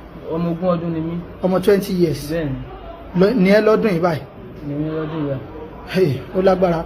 Kí ni tó wá rí tó fi jẹ́ pé ìjọ tó pa wọ́n yẹn, kí ni àwọn nǹkan tó lò tó fi pa wọ́n? Nǹkan tí mo lò ní okùn àti ọ̀bẹ tí mo fi rẹ́. Tó fi rẹ́ wọn. Kí ló rẹ́ lára wọn jọ yẹn? Okùn àti ẹpọ̀n ni mo rẹ́. Ta ló lọ fún? Babaláwo tí wọ́n sì rẹ́. Tí wọ́n fẹ́ ṣiṣẹ́ fún ẹ. Ìjẹ́ wọ́n ṣe iṣẹ́ ògùn owó yẹn fún ẹ? Ìgbà tí mo fún wọn wọ́n ní kí n padà wá gbà ni. Ìgbà tí mo sì padà lọ gbà. Ṣé o padà lọ? Mo padà lọ gbà. Kí ló lọ gbà ń bẹ̀ ń jọ yẹn? Ọṣẹ ni wọ́n gbé fún mi. Ọṣẹ? Ọṣẹ ni wọ́n gbé fún mi. Ọṣẹ lásán? Ọṣẹ. Wọ́n pé kó lọ máa wẹ̀? Bẹ́ẹ̀ni. Táìmù wọn ló máa wẹ̀? Òru. Bí ọwọ́ aago kan. Bí ọwọ́ aago kan. Nígbà tó wá wẹ ọṣẹ yìí, kí ni àwọn àpẹẹrẹ tó rí? Àti pé ṣé o ti lówó báyìí? Bí mo ṣe rí àwọn nǹkan tí mo rí lẹ́yìn ìgbà yẹn tí àwọn àmì ara sọ mí gbọ̀ngbọ̀n gbòròrò àmì ara sọ mí. Nígbà àmì ara sọ yẹn, ìjẹ́ owó dé? Wọ́n á rí pé bí owó ń balẹ̀ síbì kan àwọn ibi tó wà yẹn gangan tó ń balẹ̀ sí yẹn gangan ní ìtì mọ̀. Wọ́n sì sọ pé màá padà mọ́ bẹ̀. Wọ́n ló padà mọ́ bẹ̀. Ní padà mọ́ bẹ̀. Àmọ́ nígbà tí owó kan dé ọwọ́ tiẹ̀, àwọn owó wo èló ni àwọn owó tó dé ọwọ́ ẹ̀ létà? Àwọn change bíi 50,000. 50,000. 100,000. 100,000. Àwọn owó bàbá náà ni. Kí ló fà àwọn owó yẹn ṣe nígbà yẹn? A ná fún ọ̀rẹ́, a sì fi jẹun sí gbogbo ẹ̀. Ẹ fi jẹun? Ǹjẹ́ o ná fáwọn àbúrò rẹ àwọn? Ìyẹn náà ni mo ń sọ, a fi gbéra wa, a fi jẹun díẹ̀. Ẹ fi gbéra yẹn? Owó change yẹn lọ. Kó tó di pé change yẹn tún lọ. Nísìnyí báyìí kò sówó kankan lọ́wọ́ ẹ mọ́ báyìí? Kò sówó. Kí ni àmọ̀ràn tó lè fún àwọn ará yòókù ẹ tí wọ́n ń sáré kiri lọ́mọ 20 ọdún báyìí àbí jù bẹ́ẹ̀ lọ? Mo gbà wọ́n lámọ̀ràn ká má wo ìwà tèmi bẹ́ẹ̀ mi ṣe ká má wò ká má fi ṣe wo ìwà tiwọn torí ọ̀tọ̀ọ̀tọ̀ la wáyé. Bá a ṣe wáyé nǹkan la máa sì rí. Mo gbà wọ́n nímọ̀ràn pé kán dúró de àkókò tiwọn. As mentioned in the earlier part, this court has consolidated with the paragraph 50, the first schedule to the Electoral Act. This ground. It is called Oroburuku and Laugh. So the first part is that that young man is 20-year-old boy. He killed his father because of poverty. That they, couldn't feed, they couldn't eat good meal and all that. So he now approached somebody that would do a money ritual for him. Okay, so that money ritual required that he had to kill his father, cut his penis. Okay, he cut his father's bula, and then took it to that man.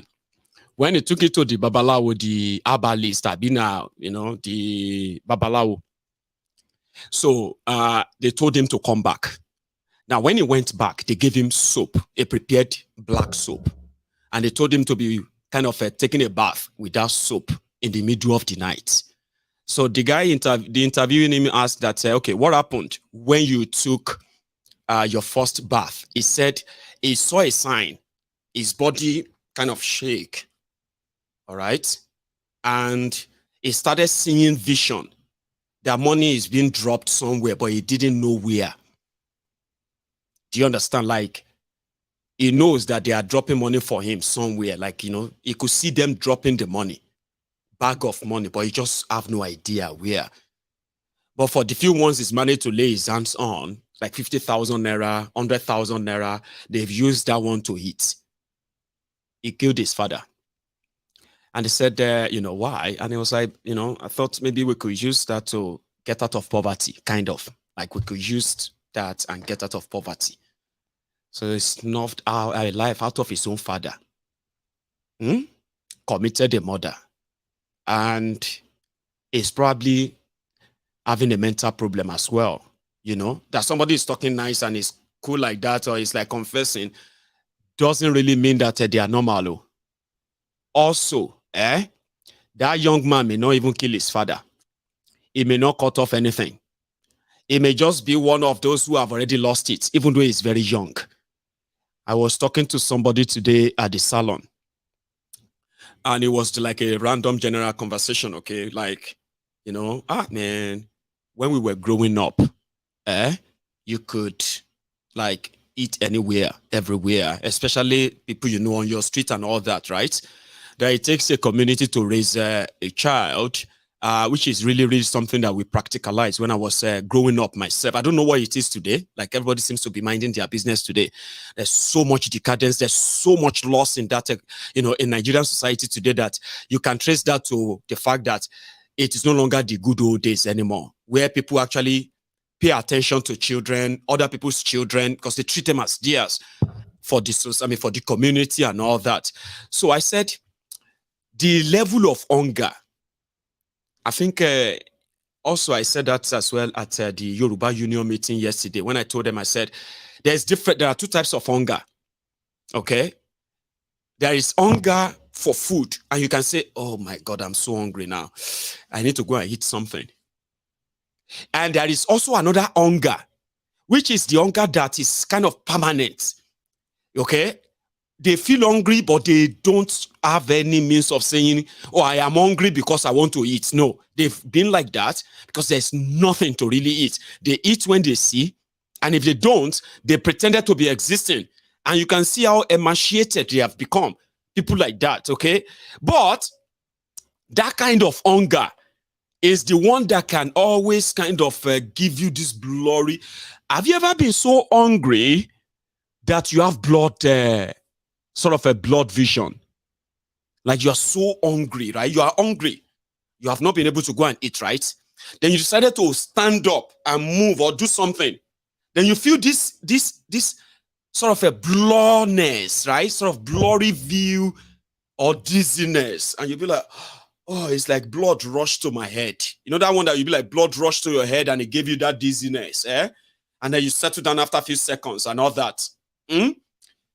Imagine if you have to experience that dizziness, that bloodness, that blank out, experience it for like a day. That, oh God, yeah, oh God, oh yeah, like, and then you go to a stage that you can no longer say, yeah, I'm hungry, oh, you are just there and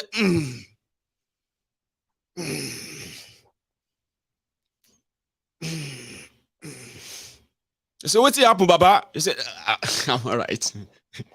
I'm all right. Do you have water? Say, do you want water? Yeah, just anything to drink. Okay, take water. You drink water, you say, and you started hearing brum, brum, brum, brum. You know that one where you say your stomach is so empty, and you drink like that, and you can hear the water dropping inside your belly. You know that kind of hunger. Then permanent. Something that you have to like psychologically control the pain because you have no food to give it. You're like not going to see any. Some of you are listening to me now and kind of wondering, is that possible? Absolutely. It is the kind of hunger that will alter your thoughts. It is the kind of hunger, around that time they say you are not you when you are hungry. Imagine millions of people who are actually going through that, including children. And then you start hearing them speaking out of place. Say, oh yeah, 8 days old pikin must not. Sorry, I want to try and get you the meaning of that. They say in Yoruba land we say, ọmọ ọjọ́ mẹ́jọ ò máa gbọ́dọ̀ yá wèrè bí ò ní tayé nínú. Bí ò ní tayé nínú, bí ò ní tayé nínú. Ọmọ ọjọ́ mẹ́jọ ò máa gbọ́dọ̀ yá wèrè. Ṣé kọlu mọ́tò mi o? I will just leave this broadcast quickly and jump out like that guy that will run out from the bathroom with soap and everything on him. The moment he realizes that there is a sound outside, or something like, hey, where is my Egun's car? Because my car will make sound. So if I hear one there, I'll jump out and check the cost. So what that song simply means is that except something is wrong, 8 days old baby, a week old baby should not go mad, should not run mad. There must be something wrong. And in Nigeria, hunger can start making you to hallucinate. That you'll be like, say, are you okay? I'm okay. Sir, Mayegun show okay. Are you all right? Yeah. Can you not see these two guys who are trying to punch me? I say, I don't see any two guys. Oh, Mayegun, are you sure you are okay? I bind you, I lose you, I destroy you. All these evil spirits trying to punch me, all of you, I fight you, I command you. In the name of Kiniko, I'm not mocking you. I have seen it happen. Do you understand? I have seen it. Hunger can alter your brain. A lot of you don't understand that, by the way. That you will not be able to piece anything together. You will not be able to think straight. You will not be able to actually process anything. Because the moment you are trying to kind of figure something out, that stroke of hunger will alter it. And before you know it, the pain, before you kind of come back to yourself, that thought is gone. So ordinarily, I would have expected to see the police to say, okay, a man died in Oshogbo or in Osun State. We don't know what happened to him, but we can't find his bola. So that boy may not killed his father, may not have killed anybody. He may not have done anything, but because he's been thinking about his life at that young age, you need to see how many young people are depressed in Nigeria today before you can understand what I'm telling you right now. You see this poverty they are talking about in Nigeria? A lot of you think it's about the adult, Abi, the older men. Fathers, mothers, they are the ones who are affected. Look at he's just lost his job. Oh, he's just do you know the real victims of poverty in Nigeria? They are children. That little boy is a child.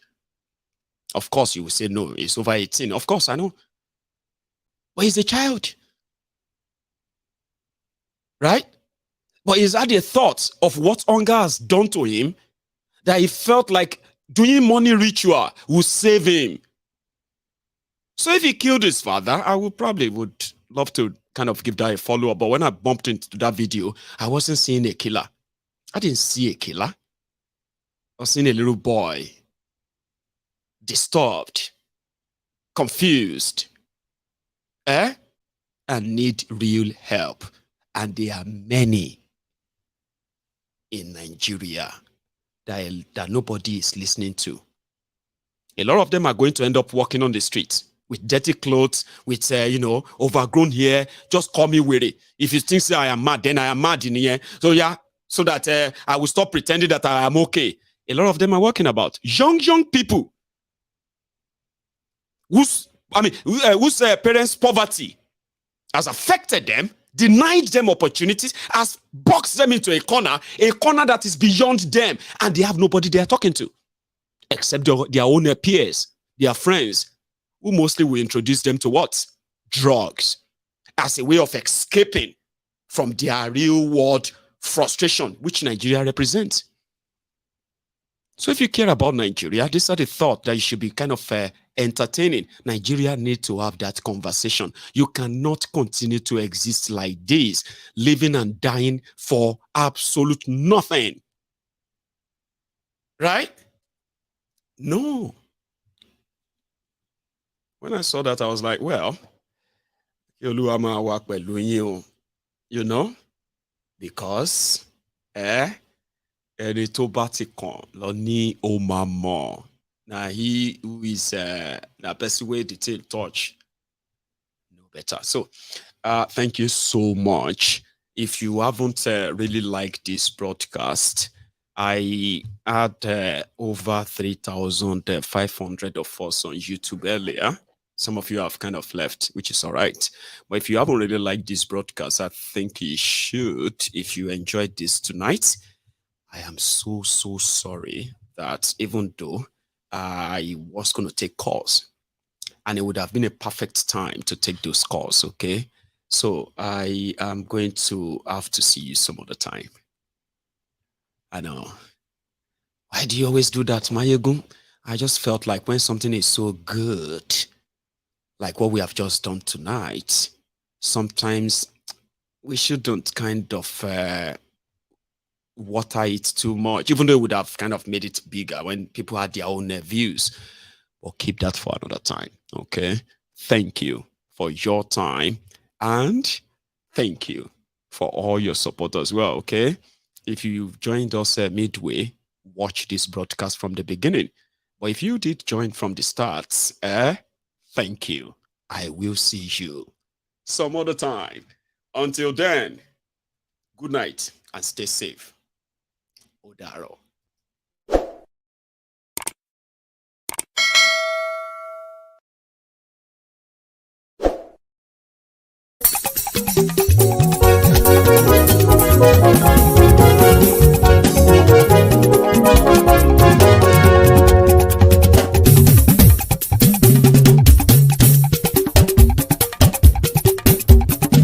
Mayegun làwa mọ̀ làmọ̀ tó dòdòdò. Mayegun dayari Mayegun number one. Mayegun làwa mọ̀ làmọ̀ tó dòdòdò.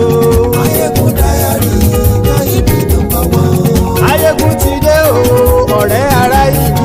Mayegun dayari Mayegun number one. Lórí Facebook, lórí YouTube. Mayegun dayari Mayegun number one. Gbogbo bó ṣe ń lọ ni Mayegun já wa sí. Mayegun dayari Mayegun number one. Àṣírí ọ̀jẹ̀lú kì í bò níbẹ̀ o. Mayegun dayari Mayegun number one. Bó bá ṣe eré àní Mayegun máa wí. Mayegun dayari Mayegun number one. Ó sì tún ṣe eré wàá gbọ́ níbẹ̀ o. Mayegun dayari Mayegun number one. Mayegun dayari dayari politico. Mayegun dayari Mayegun number one. Godfatherism kò sí lọ́rọ̀ Mayegun. Mayegun dayari Mayegun number one. Ẹ farabalẹ̀ sẹ́ o kẹgọ́rọ̀ lẹ́nu o. Mayegun dayari Mayegun number one. Àní Mayegun làwa mọ̀ tó dòdòdò. Mayegun dayari Mayegun number one.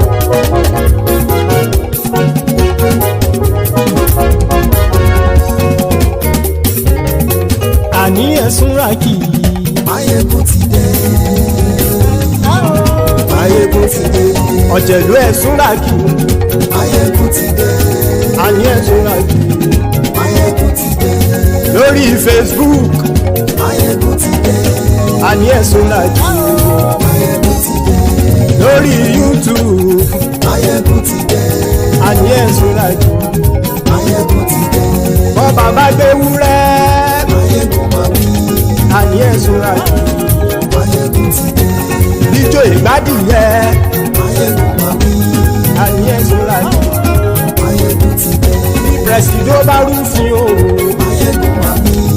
Àní ẹ̀sùn ràkì. Mayegun ti dé. Bí gómìnà kówó jẹ. Mayegun máa wí. Àní ẹ̀sùn ràkì. Mayegun ti dé. Ọlọ́pàá ti ń gba rìbá. Mayegun máa wí. Àní ẹ̀sùn ràkì. Mayegun ti dé. Aṣòfin tí ń rúfin o. Mayegun máa wí. Àní ẹ̀sùn ràkì. Mayegun ti dé. Òpùrọ́ olóṣèlú. Mayegun máa wí. Àní ẹ̀sùn ràkì. Mayegun ti dé. Ọ̀jẹ̀lú ẹ̀sùn ràkì. Mayegun ti dé. Àní ẹ̀sùn ràkì. Mayegun ti dé.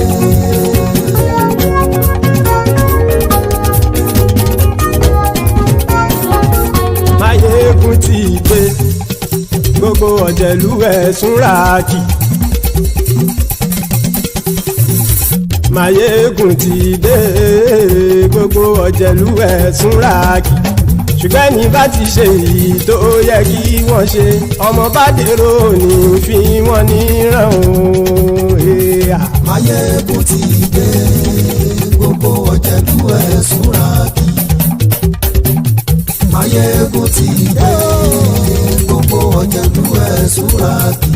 Ṣùgbọ́n ní bá ti ṣe èyí tó yẹ kí wọ́n ṣe ọmọ bá dèrò ní fi wọ́n níran. Wọ́n fowó bẹ́ẹ̀ o Máyégún ó sọ pé wọ́n ò bẹ́ẹ̀ wọ́n fowó bẹ́ẹ̀ Máyégún ó sọ pé wọ́n ò bẹ́ẹ̀ oníkanṣá ti ṣe èyí tó yẹ kí wọ́n ṣe fáwọn ará ìlú tó gbé wọn débẹ̀ o àyè. Máyégún ti dé gbogbo ọ̀jẹ̀lú ẹ̀ súnra kì. Máyégún ti dé gbogbo ọ̀jẹ̀lú ẹ̀ súnra kì. Ṣùgbọ́n ní bá ti ṣe yìí tó yẹ kí wọ́n ṣe ọmọ bá dẹ́rọ̀ ò ní fi wọ́n níran. Kì máa yí ṣe eré ọ̀rọ̀ yìí kì í ṣe ẹ̀fẹ̀. Kì máa yí ṣe eré ọ̀rọ̀ yìí kì í ṣe ẹ̀fẹ̀. Ẹni bá ti lè lẹ́bọ̀ lẹ́rù o ọmọ bá dèrò kàṣàyè tú wọn síta. Máyégún ti dé gbogbo ọ̀jẹ̀lú ẹ̀ súnra kì. Máyégún ti dé gbogbo ọ̀jẹ̀lú ẹ̀ súnra kì. Ṣùgbọ́n ní bá ti ṣe yìí tó yẹ kí wọ́n ṣe ọmọ bá dẹ́rọ̀ ò ní fi wọ́n níran. Tẹnitẹni ọmọ Máyégún ọ̀rẹ́ ara ìlú mọ̀mọ́ ni mo fọlọ́hún ṣọ́ ẹ̀ bá kìlẹ́bù lóòótọ́ olódodo ìlú ọ̀tá ìlú mọ̀mọ́ ni ìwọ ṣá máa ń ṣọ́ra kò sì mọ́ bẹ̀rù bọ́tà ń lè rí bóníṣègùn lé káwọn mọ̀mọ́ fi ṣera wọn ni ó ti dẹrùn tí wọn ò gbọ́dọ̀ sì mọ́ bẹ̀. èèpo ọ̀bọ̀lọmọ bá dérò tàjẹ́ ò gbọ́dọ̀ jẹ́ ó ti dọba lórí abínú ẹni kò sì mọ́ fòyà àìsíwọ́lu ní ẹnìkẹ́ ìgbódì ẹyin lábàrá o ó kó ẹni tó bá dán o àkàmù. Máyégún ti dé gbogbo ọ̀jẹ̀lú ẹ̀ túnra kì. Máyégún ti dé gbogbo ọ̀jẹ̀lú ẹ̀ túnra kì o. Ẹni bá ti ṣe yìí tó yẹ kí wọ́n ṣe ọmọ bá dèrò òní fi wọ́n níran o. Máyégún ti dé gbogbo ọ̀jẹ̀lú ẹ̀ súnra kì. Máyégún ti dé gbogbo ọ̀jẹ̀lú ẹ̀ súnra kì. Ṣùgbọ́n ní bá ti ṣe yìí tó yẹ kí wọ́n ṣe ọmọ bá dẹ́rọ̀ ò ní fi wọ́n níran.